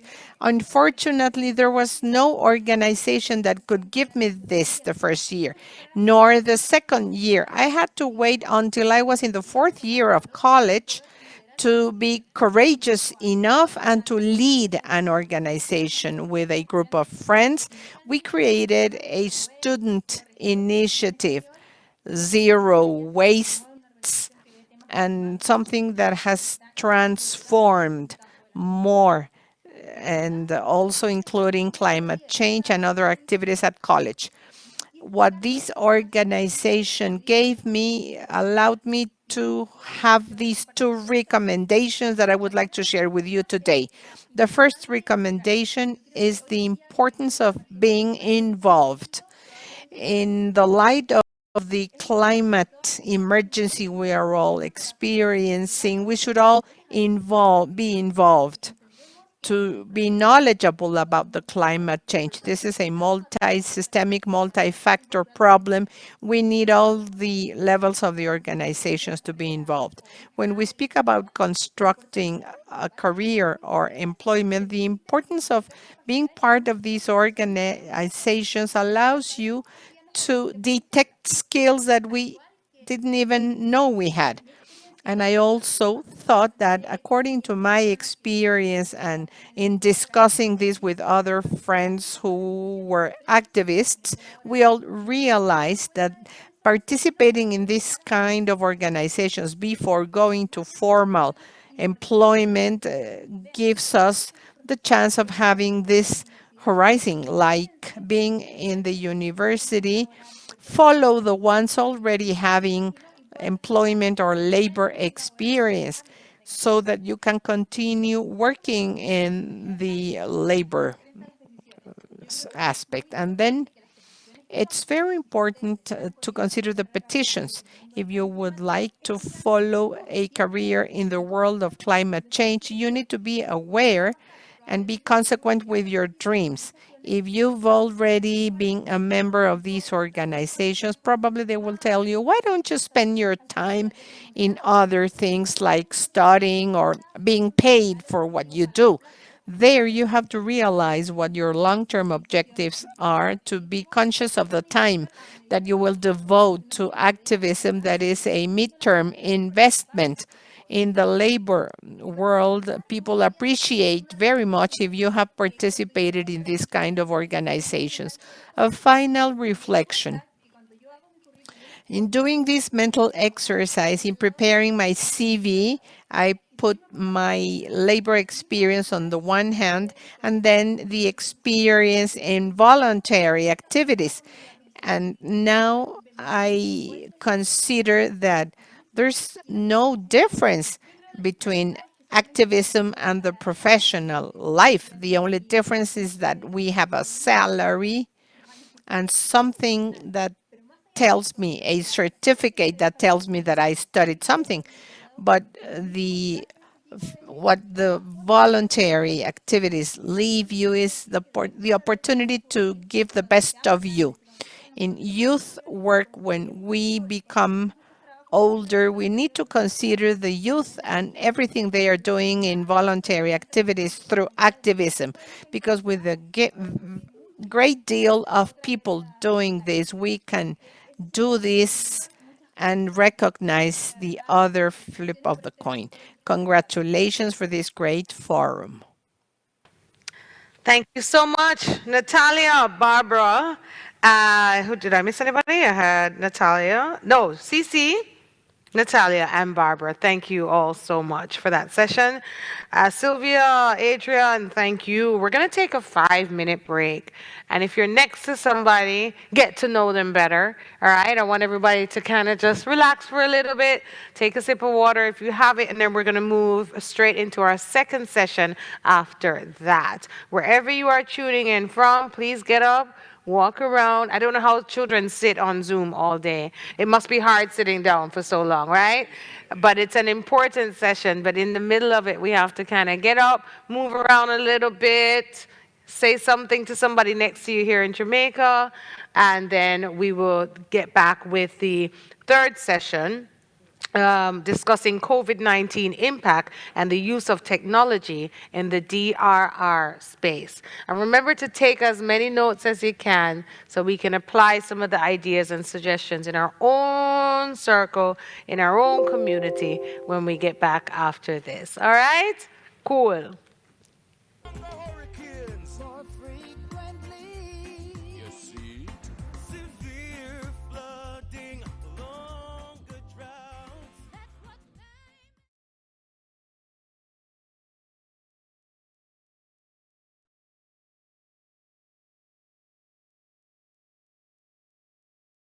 To the panel discussion looking at COVID-19 and the impact and the use of technology, well, COVID-19 impact and the use of technology in the DRR space. I want to thank you for still staying with us wherever you're tuning in from. We appreciate you, my Jamaican young people. I know that you are here taking notes. It's sparking a lot of debate here at the Jamaica Conference Center. I encourage you to make those notes and use your platforms, your advocacy advocacy tools to ask those who are responsible the questions you want answered, and also to make notes on the things that you can apply where you are in your own communities. The same goes to everybody across the world tuning in. So I invite our moderators, Diana Casera and Manuela Borja, to take the lead for this panel discussion. Muchísimas gracias. Bueno. Thank you very much. We are going to begin with the space for roundtable discussions. We will discuss the impact of COVID-19 and the use of technology in the space of disaster risk management. Let me first introduce my moderator colleague, Manuela Borja. She will help me. And Manuela, please introduce yourself. Tell us who you are. Good afternoon. It's a great pleasure to be with you. I am Manuela Borja. I'm a biologist, environmental educator, and I represent the global network, environmental leaders, and I'm very glad to be here with you. Thank you, Manuela. I am Diana Carolina Caicedo. I come from Colombia, representing GNDR, and my department in the southwestern part of Colombia. I will now introduce our two panelists, Florida Alma Lopez, gender activism. She's 19 years old and she comes from Guatemala. Hi, Floridala. How are you? It's a great pleasure to greet you. I'm very happy to be here with you. Thank you.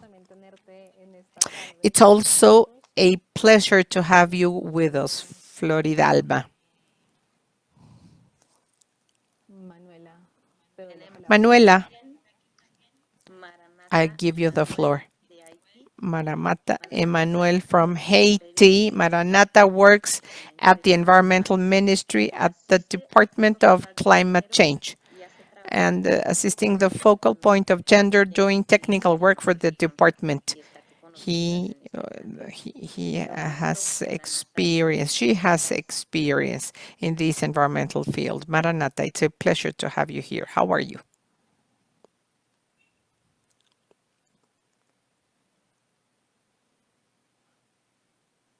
Bonsoir tout le monde, bonsoir. Je suis Maranata Emmanuel.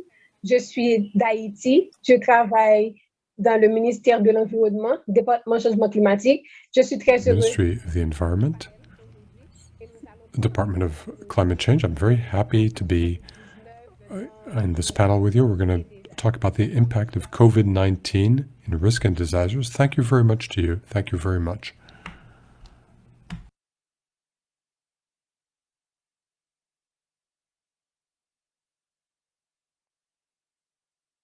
Bueno, muchas gracias a nuestras dos panelistas y me gustaría que comenzaran contando un poco. Our two panel members, please let's begin telling us a little bit of your experience.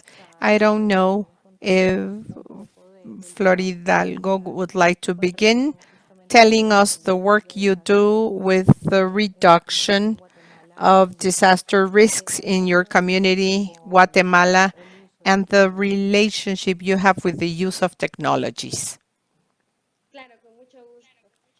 Yes, it's a pleasure.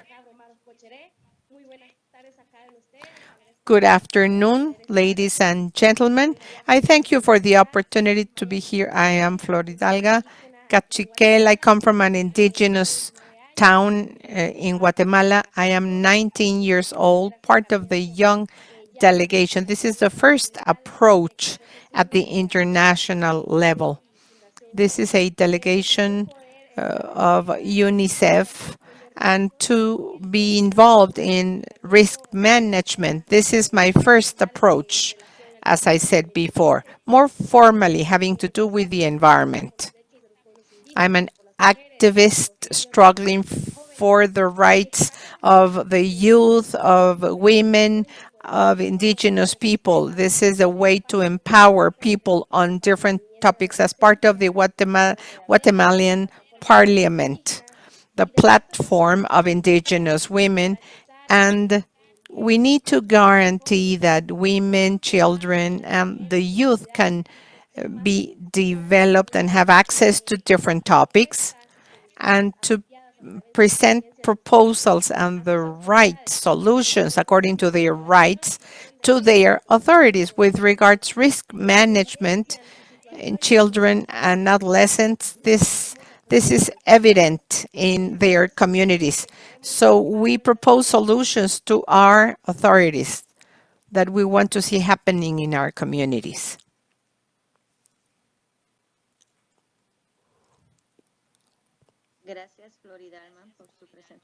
Thank you, Floridalma, for your presentation. And now we will go with Maranata to tell us about her activities with regards to the topic of this panel.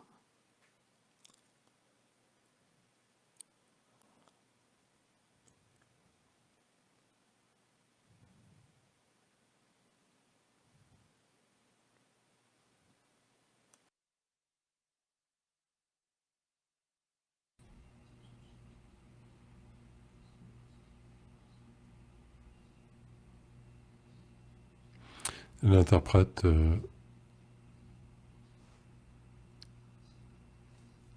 il n'y a pas de diffusion audio, l'interprète n'entend pas.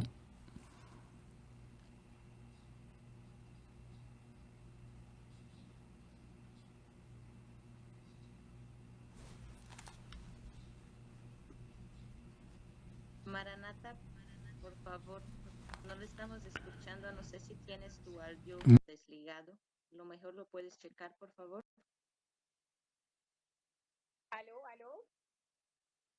Allô? Issue. We're trying to solve it. Donc voilà, nous tentons de résoudre le problème. Donc, island countries, low-lying island countries have developmental issues and the same concerns as other such countries, especially the harmful impact of climate change. The level of vulnerability of these countries is very high. Their ability to respond to climate change is quite reduced. So in Haiti, in particular, we don't have the technology. Our situation, our social situation, is not at all in line with what we need. So with the political and social issues, so we're extremely vulnerable, and it is a source of great concern. It's a source of great concern. So there's basically a very visible lack of resources, technological resources in these countries in relation to developed countries. And this is a real challenge in order to respond suitably to climate change. We have all kinds of gaps in our economic development. The Caribbean countries are at the mercy of the developed countries. Can you hear me? Can you hear me? Please nod your head.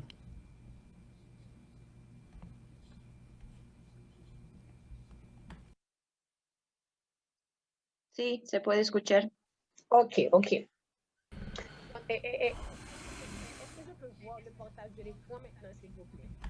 Can I now see the screen share, please?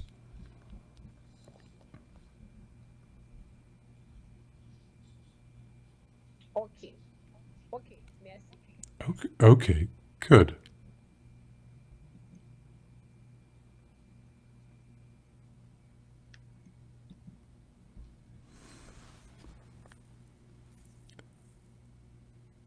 Ok, puisque je ne peux pas la... So I can't advance it with my mouse. So could you please change the slides for me, please?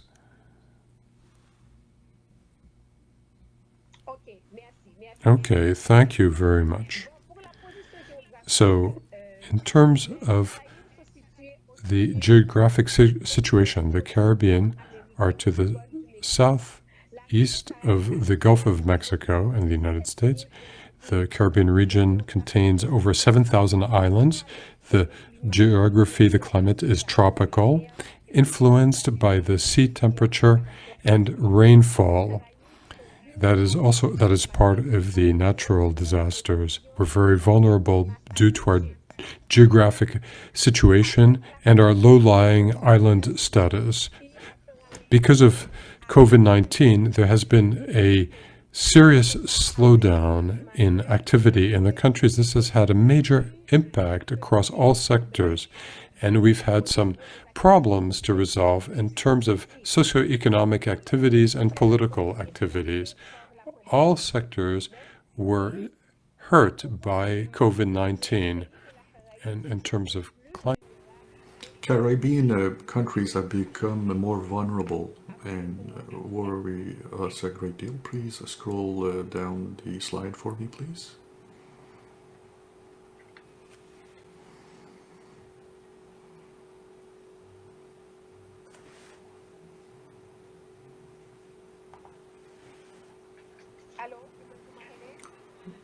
Hello, can you hear me?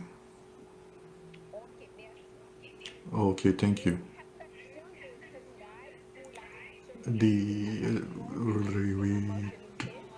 disaster risk reduction that was launched in 2015 set some goals.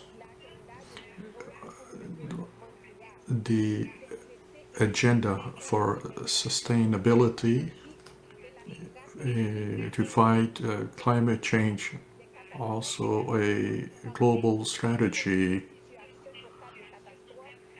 managed by the disaster risk reduction for Caribbean countries. We noticed that many disasters have affected us during the past decades in the Caribbean. This has affected development because each time that we make progress, these natural disasters affect us. We have to restart all over, and this prevents us from moving forward. So what are we doing? Should we wait and rely on developed countries? No, the youth believe that we have to use technologies that in order to be able to cope and with disaster risk reduction. Please scroll down a little bit.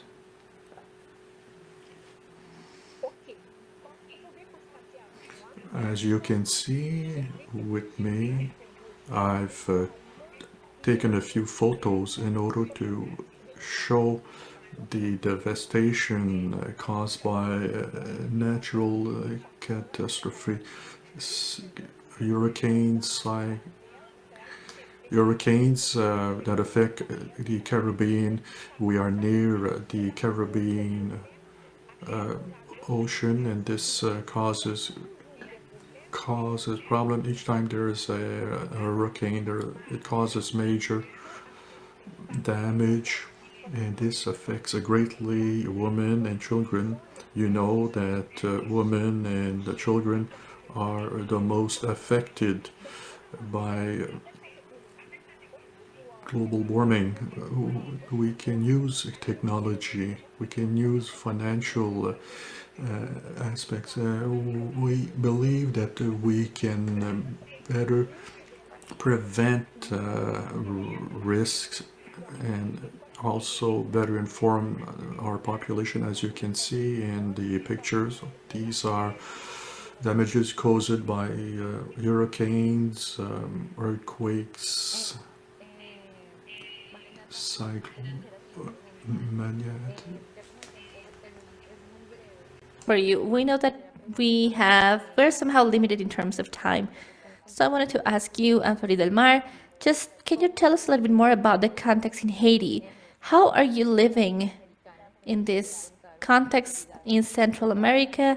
As Floridalma was sharing, did you find what you were looking for? And what is the challenge that countries are facing when it comes to having access to this type of technologies? Is that easy? From your position as a government leader, and Floridalma, you as a young person, what are those challenges that you are seeing? Because I would like to learn more about that, just for us to be able to make the most of this time that we have left. Of course, in my experience and also concerning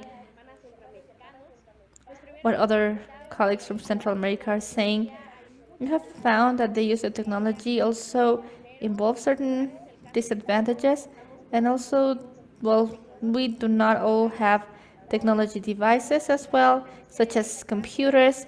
And since we are also young persons, since we are rural communities, well, we have to face huge challenges as well. So sometimes we do not get to these communities. So we were talking about the important role that indigenous peoples have in terms of risk management. We are guardians as well from spirituality. We also get into, let's say, the environment. We as Mother Earth. So we play an important role as well in terms of risk, in terms of the use of technology. It is very difficult for us to be able to just access to all of this. We know that the use of technology is very important before and during as well, in terms of, let's say, risks. And let's talk about some sort of natural disasters that we may have. These evaluations are also very important, and also identifying what are the groups that are vulnerable or not. And well, the during, we have the information, we have the communication in real time as well. And well, after that, this damage evaluation, nonetheless, this process can become more difficult when indigenous communities or those living in rural areas who do not have access to technology cannot have that information at hand because there is not enough access. So what kind of communities we have, let's say, like in Guatemala, where electric lighting could just somehow, or electric power could somehow be shut down, we could just see a lot of damages caused to the different disasters and consequences as we see. This is why IT, currently the social media, the pandemic and everything, a lot of the activists that were working in terms of just trying to raise more awareness, they also had to go into the virtual part. They needed to do all of this because we cannot all have access to technology, since we know that it is more a privilege than a right. For that reason, we have been in this situation. We know that for this recent activism on the field as well, digital activism always come hand to hand, and this is how we can also reach a higher population or a further extent of the population. Thank you so much, Floridalma, for your input. So, what is your challenge from the government? Is it easy for you to have access to this type of technology? And also, in addition to the coverage that we see throughout the whole territory, in consideration of the fact that you are part of the island countries, region at least, in the Americas. So would you mind sharing your input, your insights in that regard?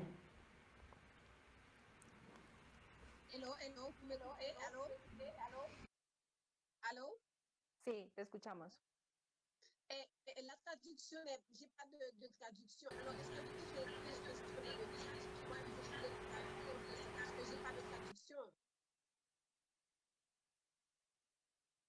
Ok, vale, perfecto, ya te la escribo.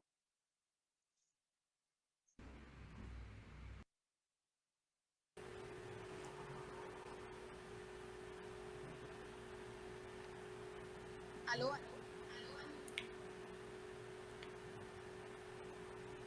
Hello, hello.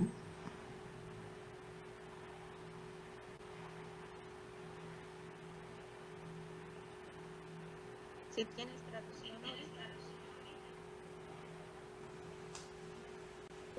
Is it enabled? Are you able to listen to the interpretation?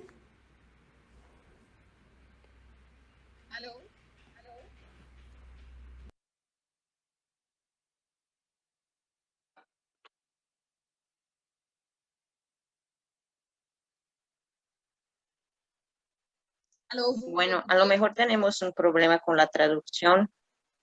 We're encountering an issue with the interpretation. So, Floridalma,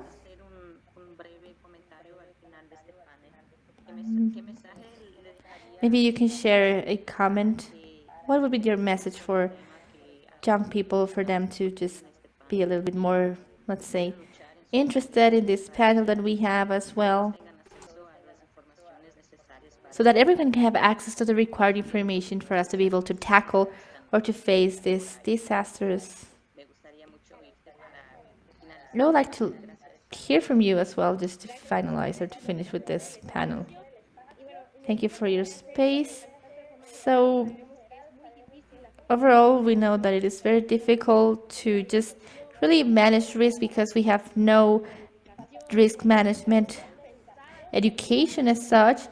Just for us to be able to learn more about the significance of, well, resilience of young people. So for this reason, we have started to really address all of this. For this reason, I'm inviting young people who have access to a phone, to a computer, for you to be able to join campaigns, advocacy efforts. Sometimes we know that we have a lot of webinars as well, spaces like this one, where we could learn from those tools for us to be able to also work as part of these communities, just so that you can share that information specifically with those who do not have this privilege or those who do not have access. So for this reason, it is important that from these opportunities that we are handed over, for us to be able to create these partnerships and for us to also be able to really take the participation of them in all of these topics. So time is running out. Time at least we had for this panel. My apologies to our other panelists. My apologies for the inconveniences with the interpretation. So we would like to thank Floridalma. Thank you so much for sharing your input, specifically on gender roles and the impact of COVID-19 concerning access to technology. Thank you so much for joining us today. And we'll see you. And it's time to move on to the next panel. Thank you so much for your time. Thank you so much. Thank you so much, everyone. Thank you to our panelists.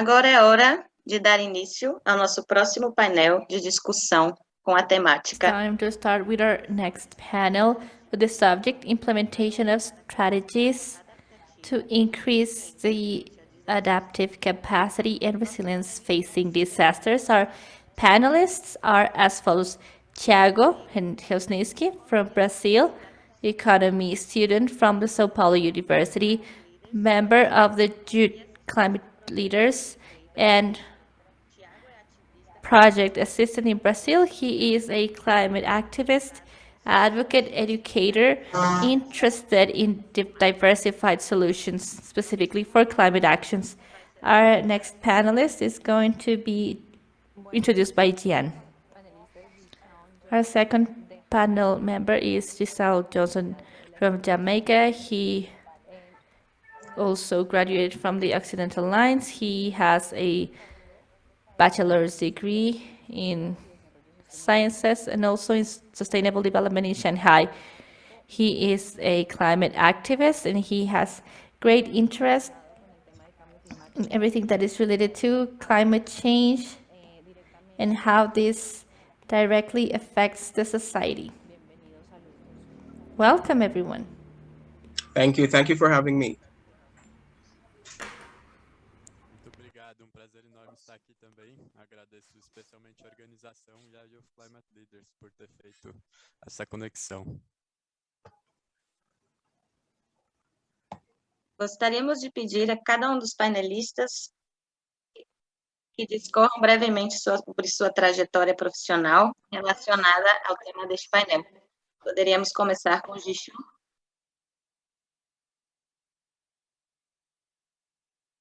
Gishu. Oh, my apologies. I was not hearing my translation. Right. I could not hear the translation. Could you repeat the question, please? Would you mind repeating the question, please? So that we can interpret into English.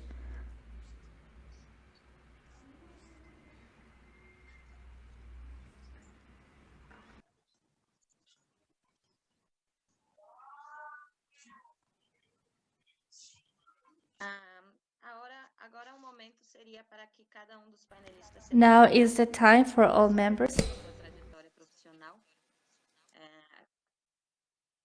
Relacionadas ao tema deste painel. Poderíamos começar com a apresentação de Gishu. Do panelista Gishu.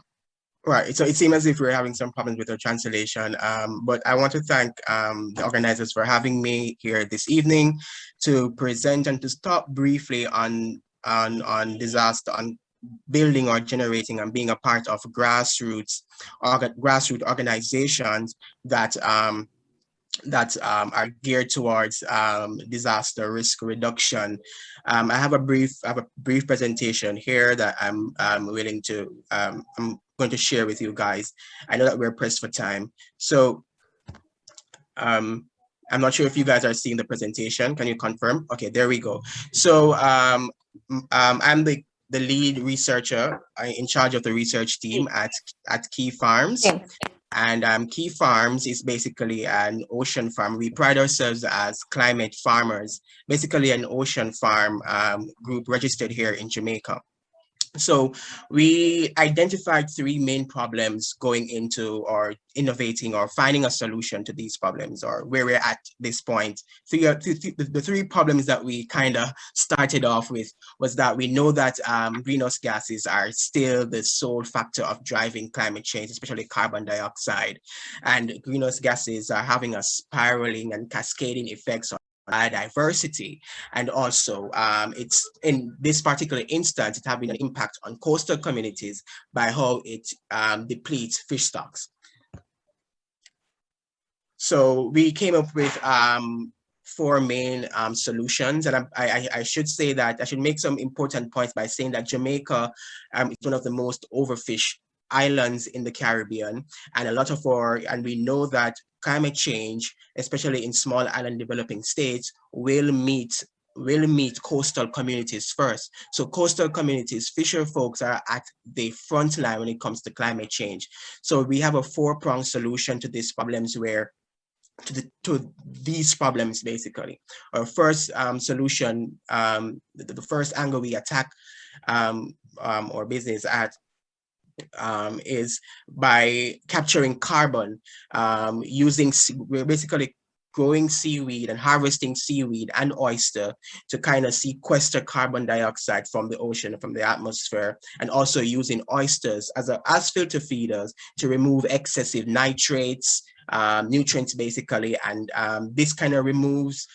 Oysters are good filter feeders because they're used in other jurisdictions to kind of control algal blooms and to restore dead zones. So skipping to the next part where you see restoration. So farming seaweed along with oysters have been proven to kind of restore ecology in areas where it has been damaged or badly affected by humans, of course. So our business is also geared towards kind of restoring the ecology in a particular area. And the larger an ocean farm, the more positive environmental effects it will have. Thirdly, there's a blockchain mechanism. There's a blockchain mechanism because we have a partnership between environmentalists and people within the tech field. So it's a marrying of two very important group of persons, knowledge in environmental science and knowledge in technology. So basically our blockchain component kind of quantifies and qualifies the positive effect an ocean farm will have in a particular area. So we know that having an ocean farm will restore life in instances, will capture carbon, will capture nitrogen, and will restore what was previously lost. So we are trying to quantify those three things and be able to trade them on a market. Lastly, we want to form a network of farmers or fisher folks across the islands, and we know that we are stronger in numbers. So when we're able to reach out to these coastal communities, we can build resilience in numbers by affording them a cost-effective but sustainable kind of income, which relies on the ocean, but which does not destroy the ocean and the environment. So we have like what we're doing basically, we will transform the seaweed into animal feed. There's a multiplicity of uses for seaweed. It can be used in the biotechnology industry, into the food industry, into biochar for soil remediation, and that is those are the avenues we're exploring currently to try to tap in so we can build and contribute to the national development of Jamaica. Also, we see on the right the size of each global market. So it's good business, and that is what we're exploring currently. So basically in Ocean Farm Network, building resilience by combining the communities across the island and across the region, or blockchain mechanism, which I spoke to earlier. And there's a triple bottom line impact, where we impact the social, we help contributing to the GDP by contributing to ecotourism, as well as the environmental impact of our social business or social adventure. So this is our progress up to cohorts. I won't take you guys into this because, as I said, I know we're pressed for time, but we have been doing this steadily over the past year.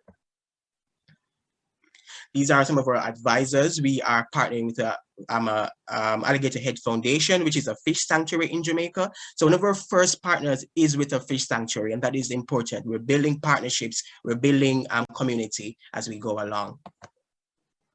So this is my team members. It was co-founded by Nicholas Key on your left and Dean Morris on your right. I'm head of research, and I'm joined by three of my three ladies, Shauna, April, and Chelsea. They all have backgrounds in the applied sciences. So this is our future roadmap. I won't take you into it, but you can peruse quickly on what we plan to do. So we have been engaging government and technical people as we go along. So this is us in a nutshell, creating sustainable livelihoods while regenerating life underwater, because a lot of focus over the years have been on life on land. Now it's time to look and build resilience in communities that depend on life underwater. So thank you guys for listening to me. My name is Deshaun Johnson from Jamaica. You can find us at keyfarms.com or info@keyfarms.com. Thank you. Obrigada, Gishão, pela sua apresentação. Agora a gente passa a palavra para Tiago. Pedimos que ele se apresente. Presentation. We'd like to give the floor to Tiago. We'd like to have him talk a little bit about himself and his professional journey, as well as introduce himself, and following that we'll have some questions. Welcome, Tiago. Thank you so much, Manuela. Once again, it's a great pleasure to be here. My name is Tiago. I'm a young man from Brazil. I'm 20 years old, and I've always had a great concern about the relationship between nature and humanity. And in my trajectory, it's being manifested with working with integrated solutions, integrating solutions as well from different areas of knowledge, to combat the climate crisis that we face. In this trajectory, I've experienced some approaches like environmental management, also economics, and also going through some experiences with some social environment projects, including AI, and among other topics, all trying to use tools and to act locally with different solutions to contribute to what I came to find out that could be called climatic resilience. So, and then I met some climate leaders, which is like a watershed in my life. And then I graduated in climate leadership for the 21st century in 2018 in its São Paulo edition. And that connected me to a series of possibilities and ways of dealing with the challenges that we have in terms of risk reduction and combating the climate changes. Currently, I work in the biodiversity team of Oi Brasil. ePlay is actually a network of people that act locally, focusing sustainability, and I work specifically with a streamlined program for conservation units. And what is this program? This program is a concept of some startups and some other companies. So we have a program that adapts these concepts of the streamline businesses and utilizes these techniques in order to develop effectiveness of the public management of conservation units in Brazil with a methodology that it's their own and that might be adapted to other countries in LATAM.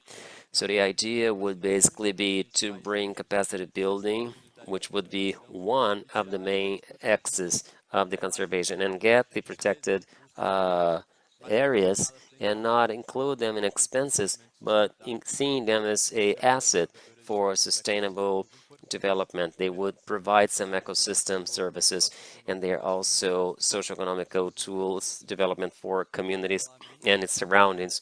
Parallel to that, I work specifically with environmental education. I have a project that I try to bring to schools the concepts that I have been learning about the climate crisis and also with other institutions. And I believe that beyond this conservation agenda, we should act in the sense of enjoying these many different solutions for climate adaptation because they are the ones that have to deal with the protected areas. So we have to think of them not as cost, but as development asset, as I have said previously already, including economically, but not only environmentally and socially speaking. So I believe this is my way of construing the situation. I thank you for the opportunity of being here, and I'm ready for the debate.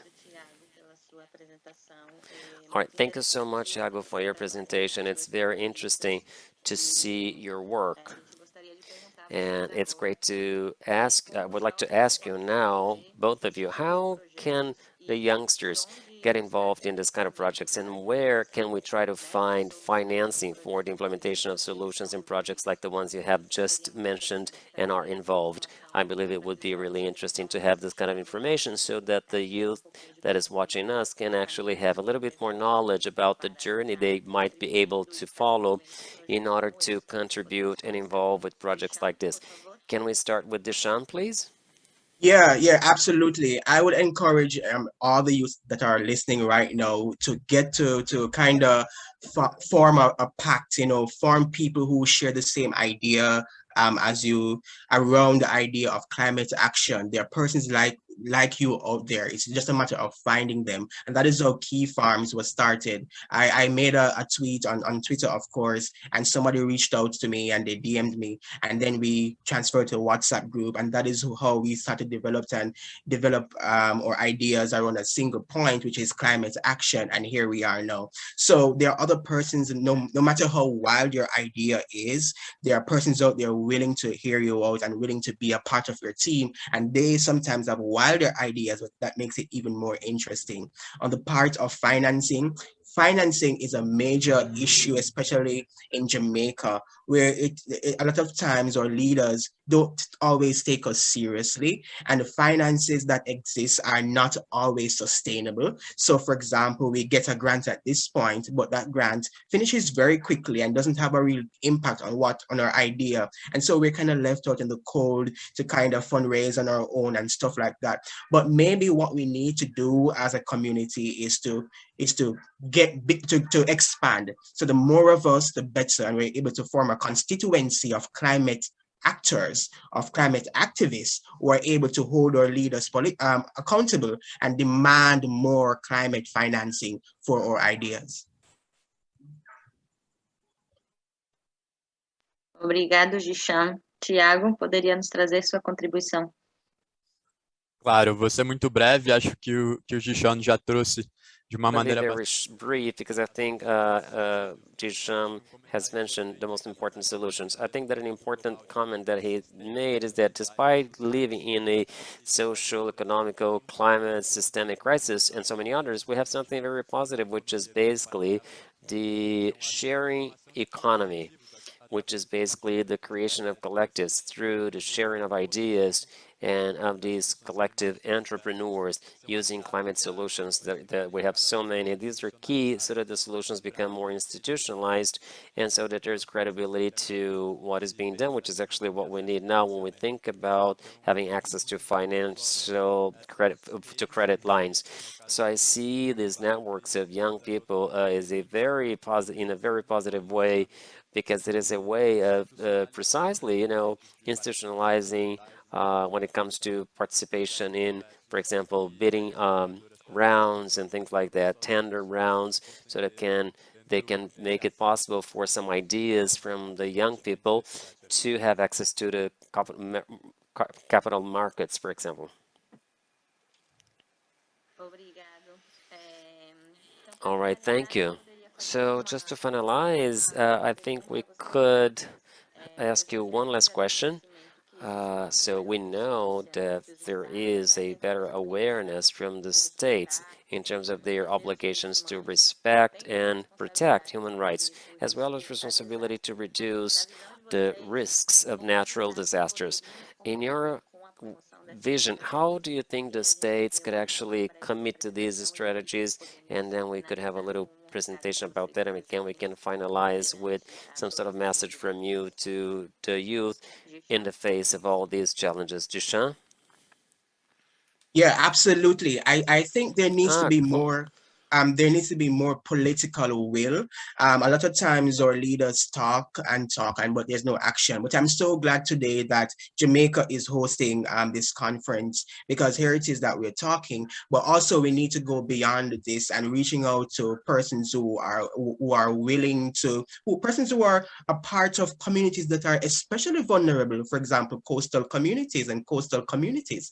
60% of Jamaicans live in coastal communities. And we can have an impact on how leaders and how we take control of in terms of how we develop our communities to withstand some of these climate impacts, and demand more leadership on these aspects by talking, engaging or councillors, engaging our political leaders. But at the same time, we have to engage them on these issues, on environmental issues. But a lot of times our leaders also need to engage us as constituents in terms of sustainably developing us. We're developing coastal communities or vulnerable communities. So just to go back to my point, we need political will, we need more political will, we need serious sustainable financing, and we need a long-term incubator situation where persons who have interest in climate action can actually execute their plans in the name of national interest, basically. Thank you so much.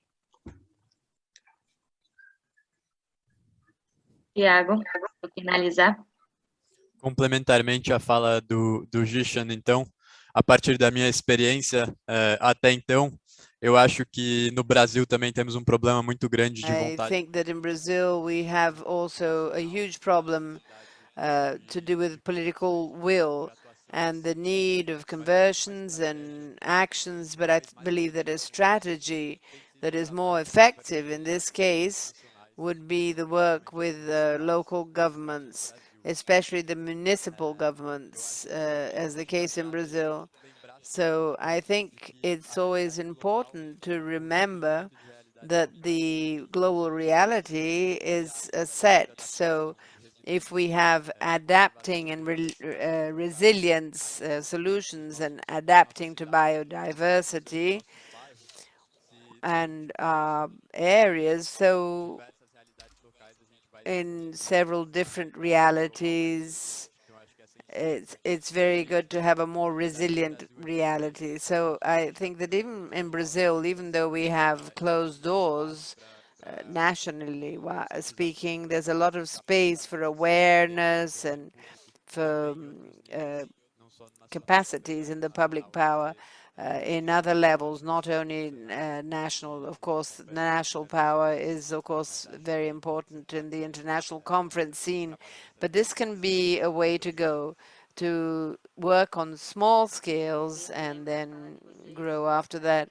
And always remembering a statement that I always say, to act locally to reach global. So to start with our home, our community, our country, and then for us to go to a global repercussion. I thank you all for the participations.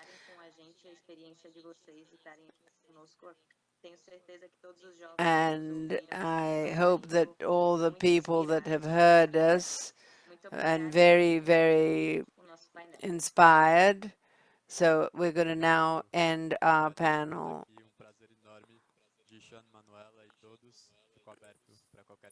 It's a pleasure, and we're open here for any type of contact.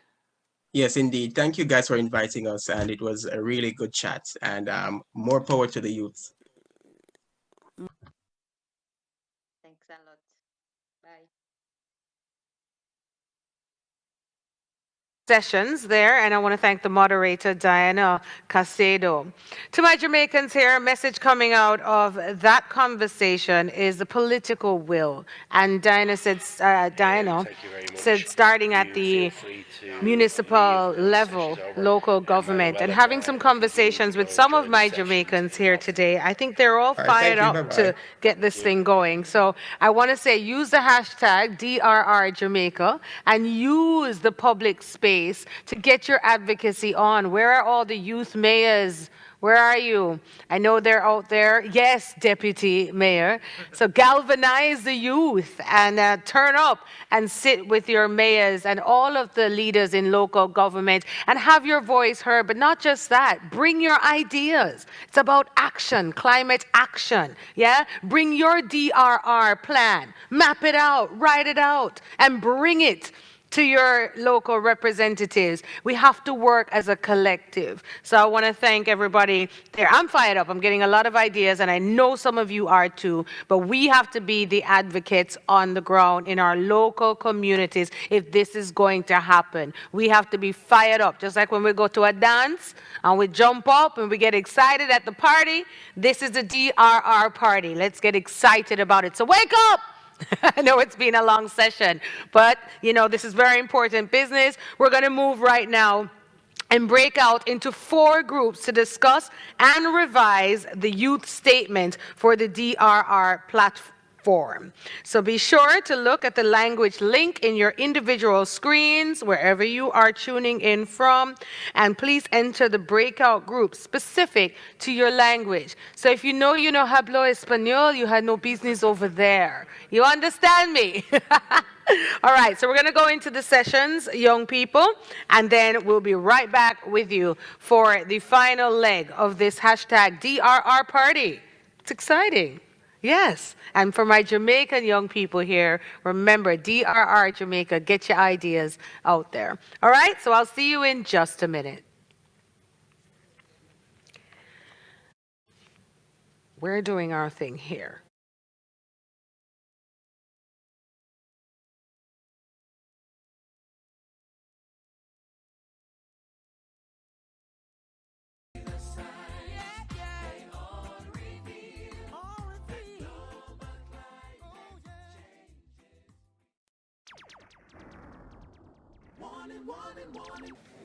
Hey everybody, I'm back.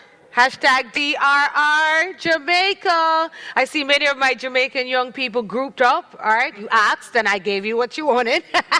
A chance to look at what you can do in your own community. And I heard some great ideas coming out, so I can't wait to see the action take place. And many of you young people across the Caribbean and the Americas have been reviewing the Statement of Youth of the Americas and the Caribbean on disaster risk reduction within the framework of the VII Regional Platform for disaster risk reduction.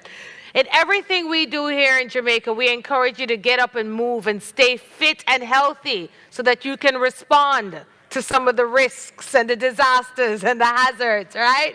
So we need our strong people right now all across the Caribbean to get up and move with us for a few minutes. And we're going to take a 15-minute break and play a game called Kahoot, right? So you know the game? Okay, if you don't have a clue, you will in about 30 seconds. So basically, we're going to put some questions up in the game, and we want to see who's going to answer the questions correctly, all right? As it relates to this conversation, DRR. So what you have to do, if you're here in Jamaica, young people, you can download kahoot.it. Go to the web browser, I should say. Yes, everywhere. Go to kahoot.it. And also, if you are in Hopin, you can just click on the Kahoot icon to play the game. The questions will be here live in Jamaica. You will see them come up as well on the screen.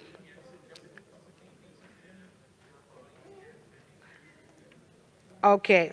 And I just want to say for the Kahoot.it, it's just for you young people here in the conference room here in Jamaica. Everybody else online, on Hopin, you can go to the Kahoot icon to play the game. It's a 15-minute break before we resume. So let's play this video, and you can get up and move with us wherever you are, in your living rooms, all right, in your kitchens. Right here at the Jamaica Conference Center, we believe that we must keep people healthy and keep them moving no matter what we are doing. So let's get up and move for 4 minutes, then we will play Kahoot. There's more to come, trust me. Get up, everybody, come on, wherever you are. My friends in Tunisia. And before, we're going to get moving, and I'm going to give you the password to Kahoot.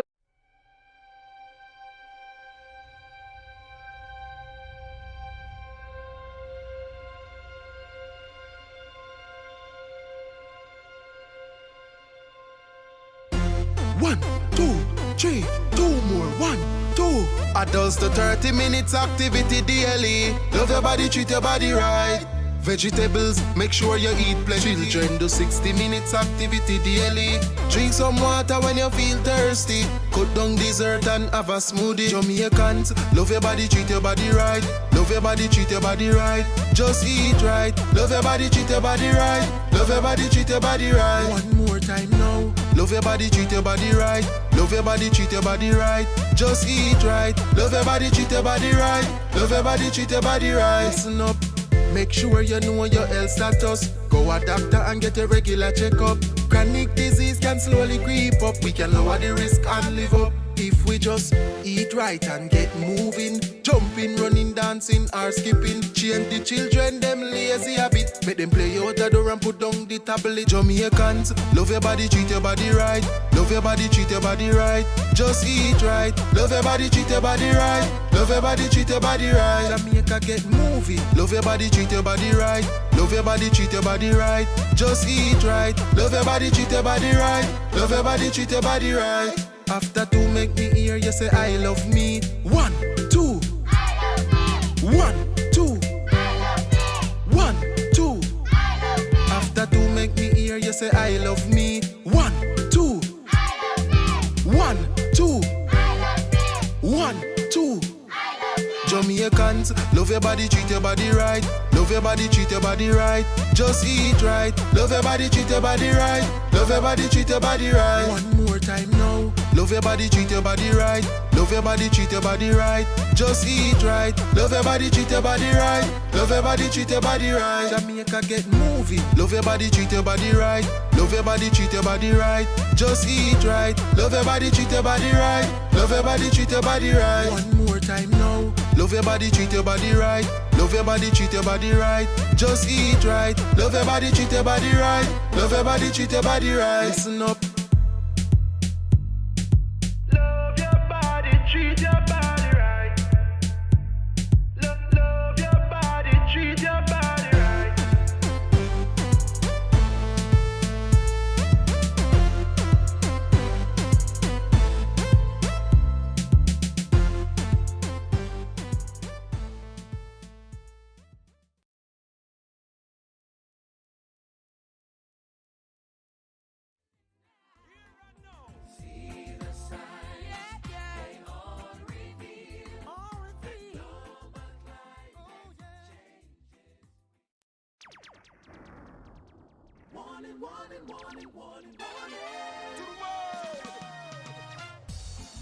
Warning.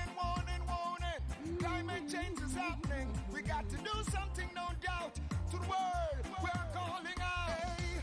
See the signs, they all reveal that global climate change is real. It's not a matter of when or how. Climate change is happening now. Sea levels are rising globally. We're losing our beaches constantly. Summers are hotter than they used to be. Stronger hurricanes. More frequently. You see? Severe flooding, longer droughts. That's what climate change is all about. You know that? We have to do what we have to do. We've got to prepare. Start by being aware. Yo, a long time we are upset the ecology. No climate change is a reality. No strange weather changes all year round. We can't stop it, But we can slow it down. small islands will feel it the most. Especially the people them with the on the coast. We're losing the reefs and the beaches, flooded in the coastal communities. See the signs, they all reveal. So that global climate change is real. Now warn you. It's not a matter of when or how. Climate change is happening now. Watch this. They're burning the garbage everywhere. They're cutting down the trees. Pollution in the air. Only at time free. I know, my love. To adapt to the ever-changing climate, some lifestyle changes we got to make. Emission of gases we have to reduce. Turn off the lights when they're not in use. So much of the warming changes we see Are caused by human activity. Chemicals poisoning the air. Poison in the air. Greenhouse gases in the atmosphere. Oh, yeah. This is a warning. Warning. Climate change is happening. For real. We've got to do something. I tell you. Act now. Oh, yeah. When or how. Climate change happening right now. Worldwide. See the signs. They all reveal. Global climate change is real. It's not a matter of when or how. Climate change is happening now. Here and now. See the signs. They all reveal. Global climate change. Warning. To the world. Warning. Climate change is happening. We got to do something, no doubt. To the world, we're calling out. Hey. See the signs, they all reveal that global climate change is real. It's not a matter of when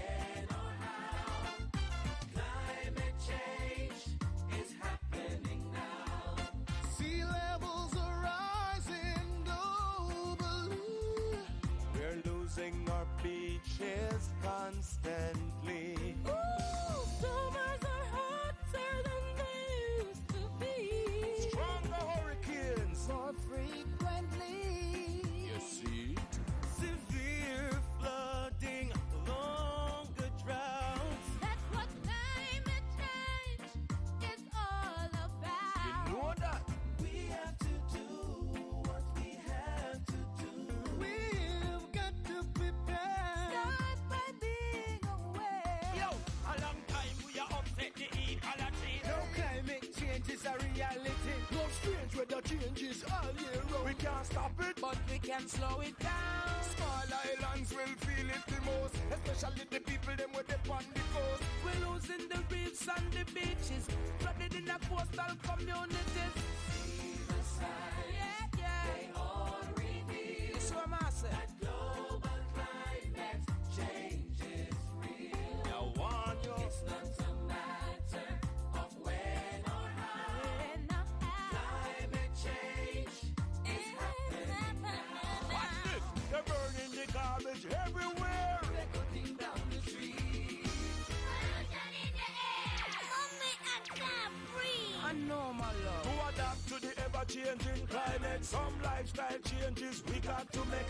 Emission of gases we have to reduce. Turn off the lights when they're not in use. So much of the warming changes we see are caused by human activity. Chemicals poisoning the air. Poison in the air. Greenhouse gases in the atmosphere. Oh yeah. This is a warning. Warning, warning, warning, warning. Climate change is happening. For real. We've got to do something. I tell you. Act now. Oh yeah. Yeah. When or how. When or how. Climate change happening right now. Happening now. Worldwide. See the signs. They all reveal. They all reveal. Global climate change is real. It's not a matter of when or how. Climate change is happening now. Here and now. See the signs. They all reveal. All reveal. Global climate change. Warning, warning, warning, warning, warning. To the world. Warning, warning, warning. Climate change is happening. We got to do something, no doubt. To the world, we're calling out. Hey. See the signs. They all reveal that global climate change is real. It's not a matter of when or how. Climate change is happening now. Sea levels are rising globally. We're losing our beaches constantly. Ooh, summers are hotter than they used to be. Stronger hurricanes. More frequently. You see? Severe flooding, longer droughts. That's what climate change is all about. You know that? We have to do what we have to do. We've got to prepare. Start by being aware. Yo, a long time we are upset the ecology. No climate change is a reality. No strange weather changes all year round. We can't stop it, but we can slow it down. Small islands will feel it the most, especially the people them with the on the coast. We're losing the reefs and the beaches, flooded in the coastal communities. See the signs. They all reveal. That's what I say. That global climate change is real. I warn you. It's not a matter of when or how. Climate change is happening now. Watch this. They're burning the garbage everywhere. They're cutting down the trees. Pollution in the air. Mommy, I can't breathe. I know, my love. To adapt to the ever-changing climate, some lifestyle changes we got to make. Emission of gases we have to reduce. Turn off the lights when they're not in use. So much of the warming changes we see Are caused by human activity. Chemicals poisoning the air. poison in the air. Greenhouse gases in the atmosphere. Oh yeah. This is a warning. Warning, warning, warning, warning, warning. Climate change is happening. For real. We've got to do something. I tell you. Act now. Oh yeah. Yeah. When or how. When or how. Climate change happening right now. Happening now. Worldwide. See the signs. They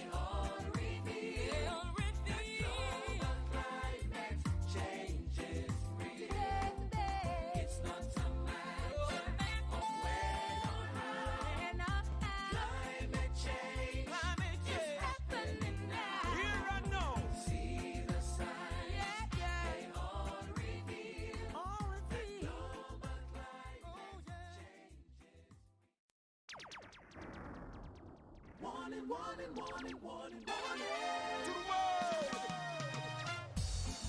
Warning, warning, warning. Climate change is happening. We got to do something, no doubt. To the world, we're calling out. Hey.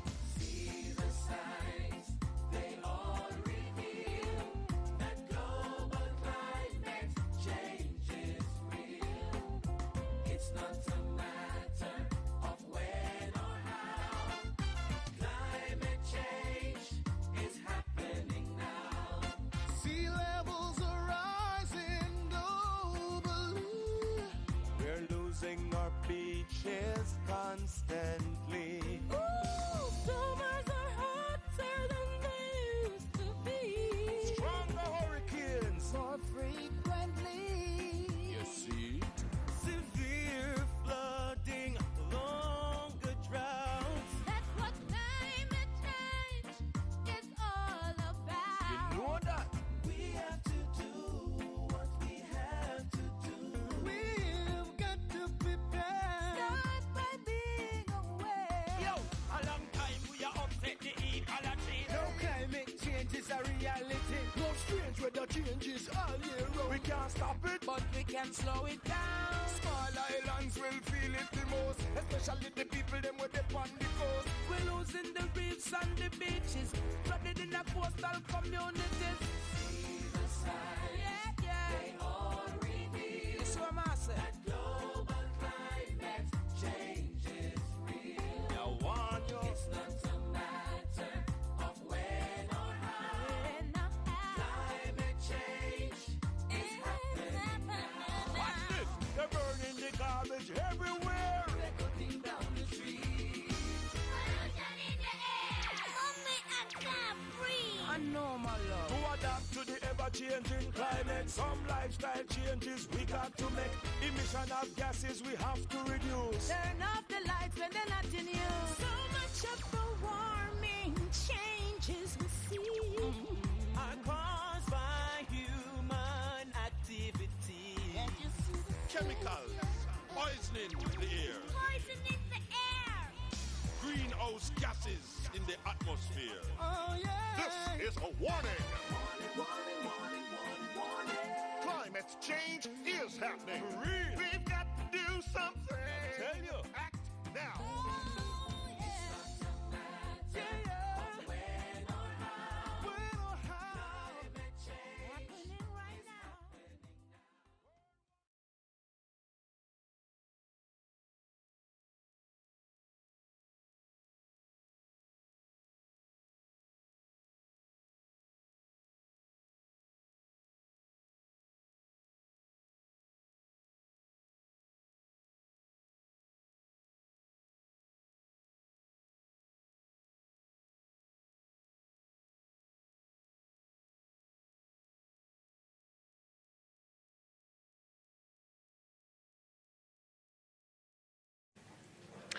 Welcome back, everybody. I hope you enjoyed playing Kahoot. Who got some of the questions correct? Let me see. Okay. Who's a star winner from Jamaica? Where? Haiti. Let me see. Venezuela from Jamaica. All right. Well done. Let's give her a round of applause.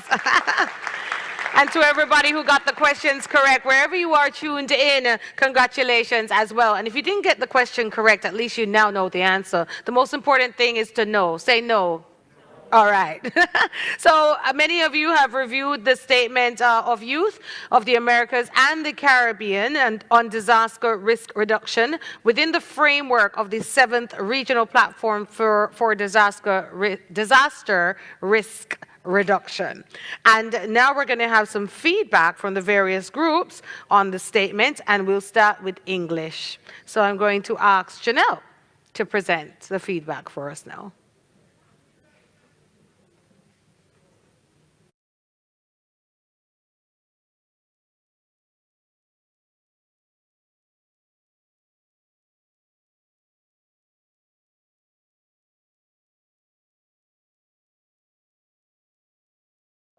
Particularly from the aspect of the youth concerns, and they were especially happy with the social and the economic aspects that were put forward. When we looked at the policy recommendations to different stakeholders, we saw where individuals, reiterated a lot of the messaging that was already there in that, there was a greater need for protection. We definitely, again, saw the need for working and funding at the local level, where lots of the actions are in fact occurring. And, one of the attendees spoke to the need to better protect areas that are more likely to be to be greater damage during disasters. And the person spoke to the fact that when the storm had hit the other day, they didn't know it was as serious as it was until they saw news of areas flooding out. So again, that sort of effort on the ground. And then finally, the need for long-term stakeholder engagement that goes beyond the project or the grant cycle. So all in all, the recommendations that came were very positive, and they, emphasized what were already there. And again, we will do our best to incorporate these into the statement before, they go into that final session. And so I would now like to pass the baton to another one of my colleagues, who is Aurora, who will be presenting the Spanish statement. And, she was able to capture the essence of their recommendations and feedback as well. So Aurora, I'll hand over to you for your feedback. Muchas gracias. Bueno, en representación de la retroalimentación que hicimos por parte de la revisión de la declaración en español, estamos de acuerdo en que va bien, como que presenta muy bien los puntos concretos, pero también really showing very specific concrete points. However, we would also like to add up our comments. Why don't we include multi-risk, multi-threats as well? And also matters related to inclusion of young people, children, specifically in topics related to the environment, adaptation based on disaster risk reduction in a more effective way as part of what government's actions from the youth, and also education, public-private partnerships, children, and climate change as topics as well. So, well, those are our comments. Thank you, Aurora. And I will now pass to Manuela, who will present the findings and the discussions that were done in the Portuguese breakout room. Manuela, over to you.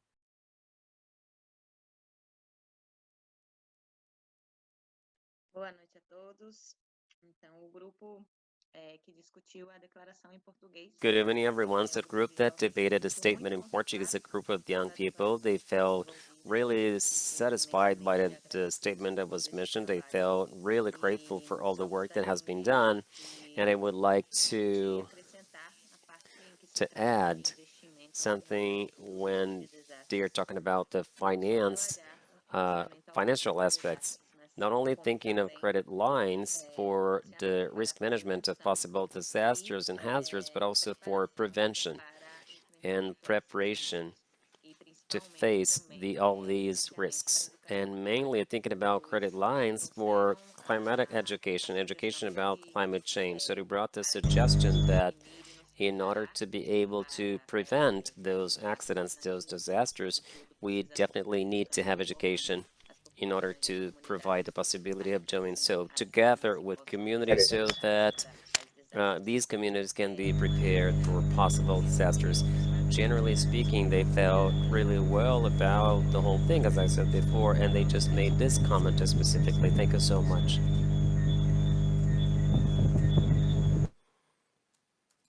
Thank you, Manuela. So, ladies and gentlemen, these are the remarks from the youth across all three sessions. And now I will hand back over to Adrian, who will continue. All right, thank you, Janelle. Thank you, everyone.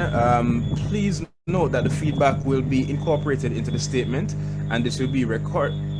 Hi, thank you, Janelle. Thank you, everyone. Please note that your feedback will be incorporated into the statement, and this will be recorded and presented at the 7th Regional Platform running from November 1st to 4th, right here in Jamaica. As we are getting ready to close, we will ask you to complete our feedback poll, which will be presented on the Kahoot on the platform. That should just give us some feedback about the forum. What are your thoughts on what we can do more, or what else is needed to be done. Thank you.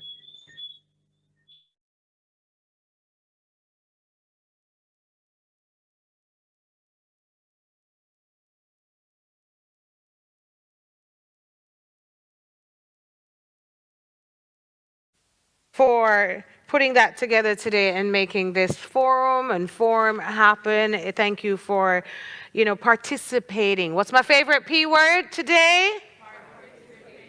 That's right. Hashtag DRR Jamaica leading.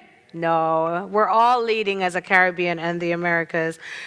Wow. As we come to a close of this Youth Forum for Disaster Risk Reduction in the Americas and the Caribbean, I'd like to extend a special thank you to every single young person. Put a clap together, 2 hands together for you.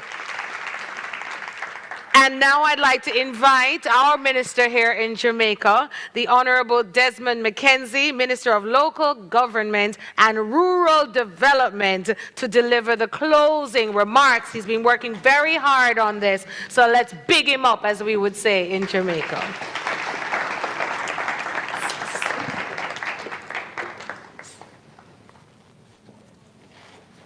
Thank you, Empress. First of all, let me say how very proud I am of my Jamaican young people. I'd like to say for the record that Jamaica is extremely fortunate to be blessed by the level of participation and talent that has been displayed here today by the Jamaican posse. Thank you so much, my fellow Jamaicans.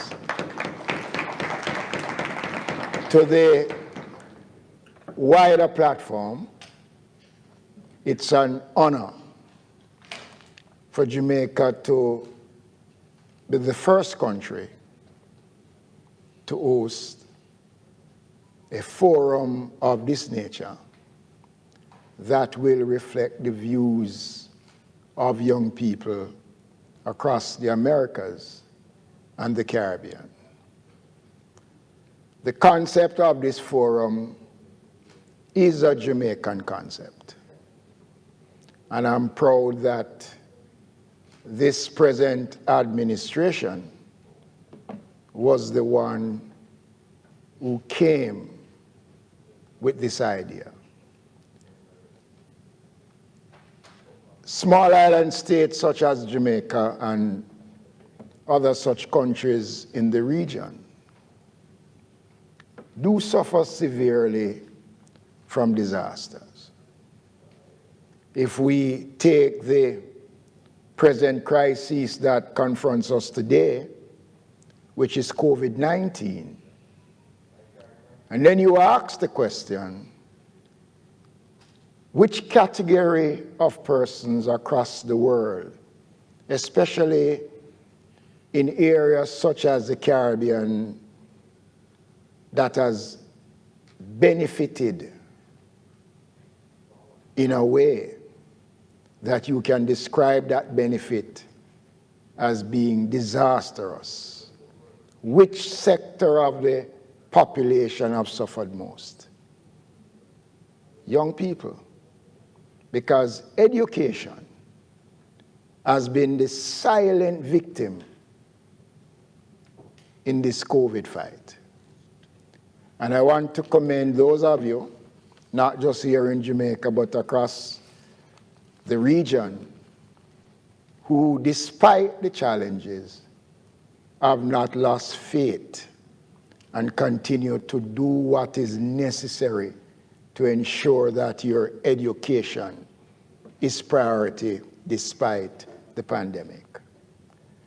This is a great moment for the region, a great moment for Jamaica.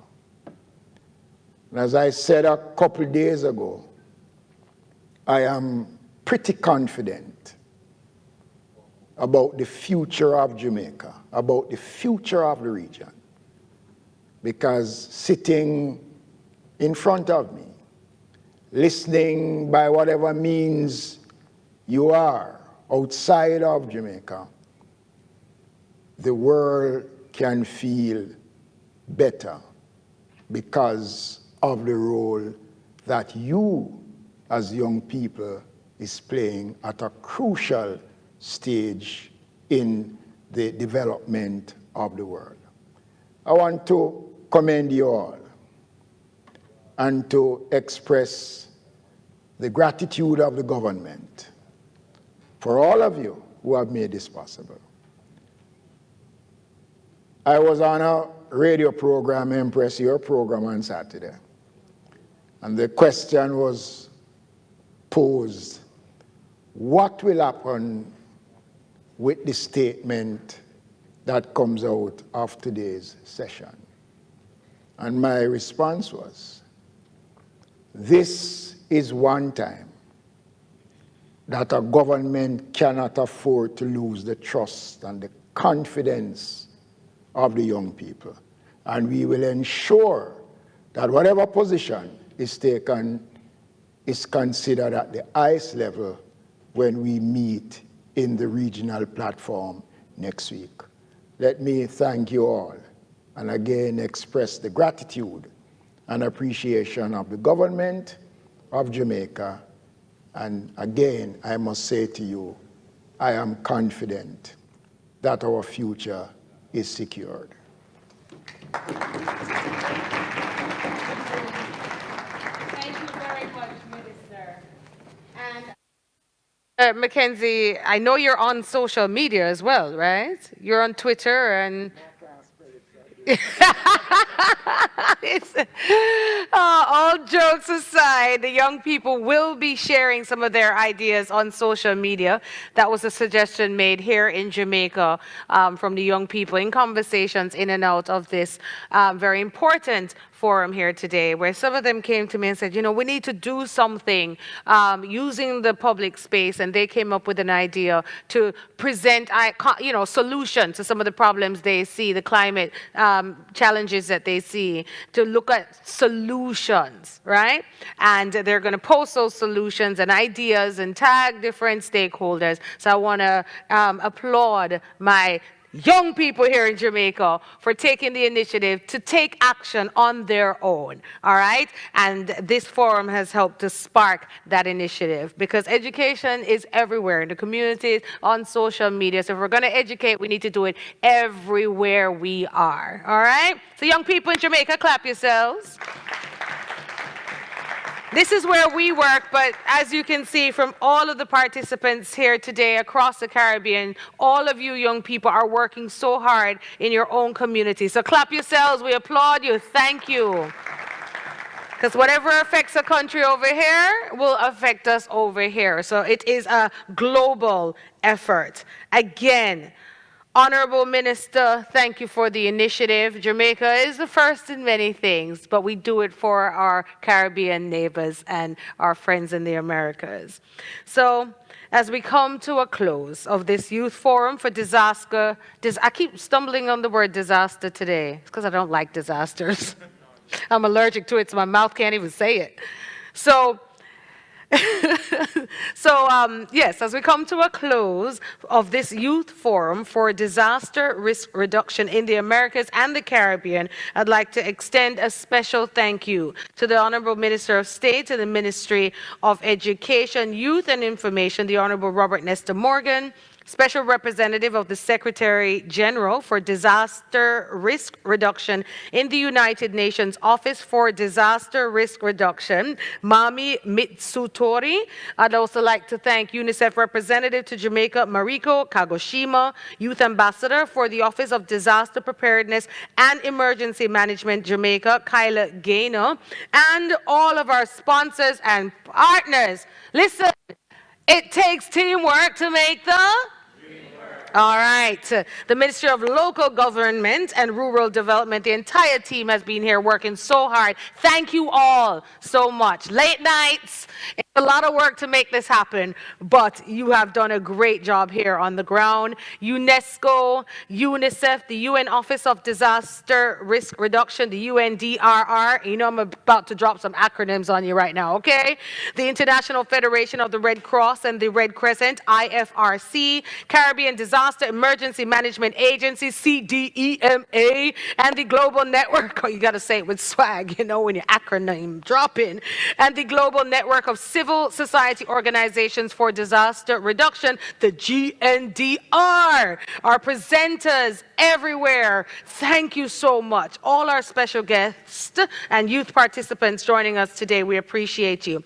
The government of Jamaica is pleased to have hosted the Youth Forum for Disaster Risk Reduction in the Americas and the Caribbean, which is the lead into the 7th Regional Platform for Disaster Risk Reduction in the Americas and the Caribbean, scheduled to take place on November 1 to 4 under the theme, Building Resilient Economies. Say yes! In the Americas and the Caribbean. Ladies and gentlemen, my youth, my youth, my youth. Today, the youth across the Caribbean, North, Central, and South America, we had youth tuning in from Tunisia, took full advantage of the opportunities laid out before them and shared their unique experiences, which they voiced their unique views on disaster risk reduction.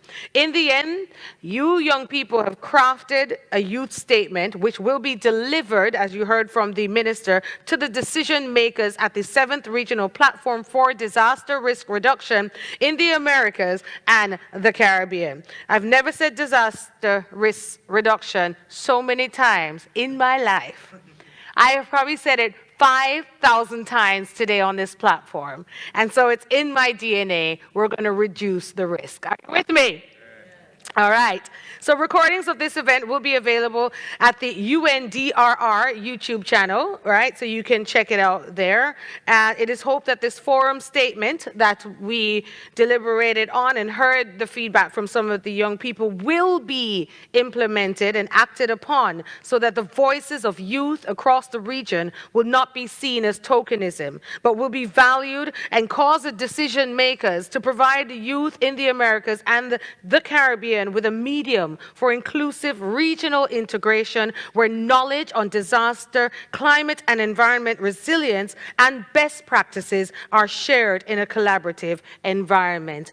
My name is Empress Golding and I have been blessed to be with you today, to hear your ideas and to stand with you as advocates for climate change, to reduce the risks that we see and to respond quickly and efficiently and effectively whenever a hazard sneezes on us. We're not going to fall. We're going to stand up together as a Caribbean, as a global people, and work for each other and with each other in harmony and peace. Again, thank you. Walk good. And remember, whenever the C comes your way, sneeze upon it. What are the C's you're going to sneeze upon? COVID, crime, climate problems. And we want to change things, you know, but for the positive, right? And cancer. They are all the C's we're going to scream on today. All right, inside joke for some of the things that were said earlier on from the Minister of Education. And again, walk good, be blessed, and love upon yourself. Because we are the change, and we're going to make it happen. Hashtag DRR Global, hashtag DRR Jamaica. Good night. Adios. Buenas noches.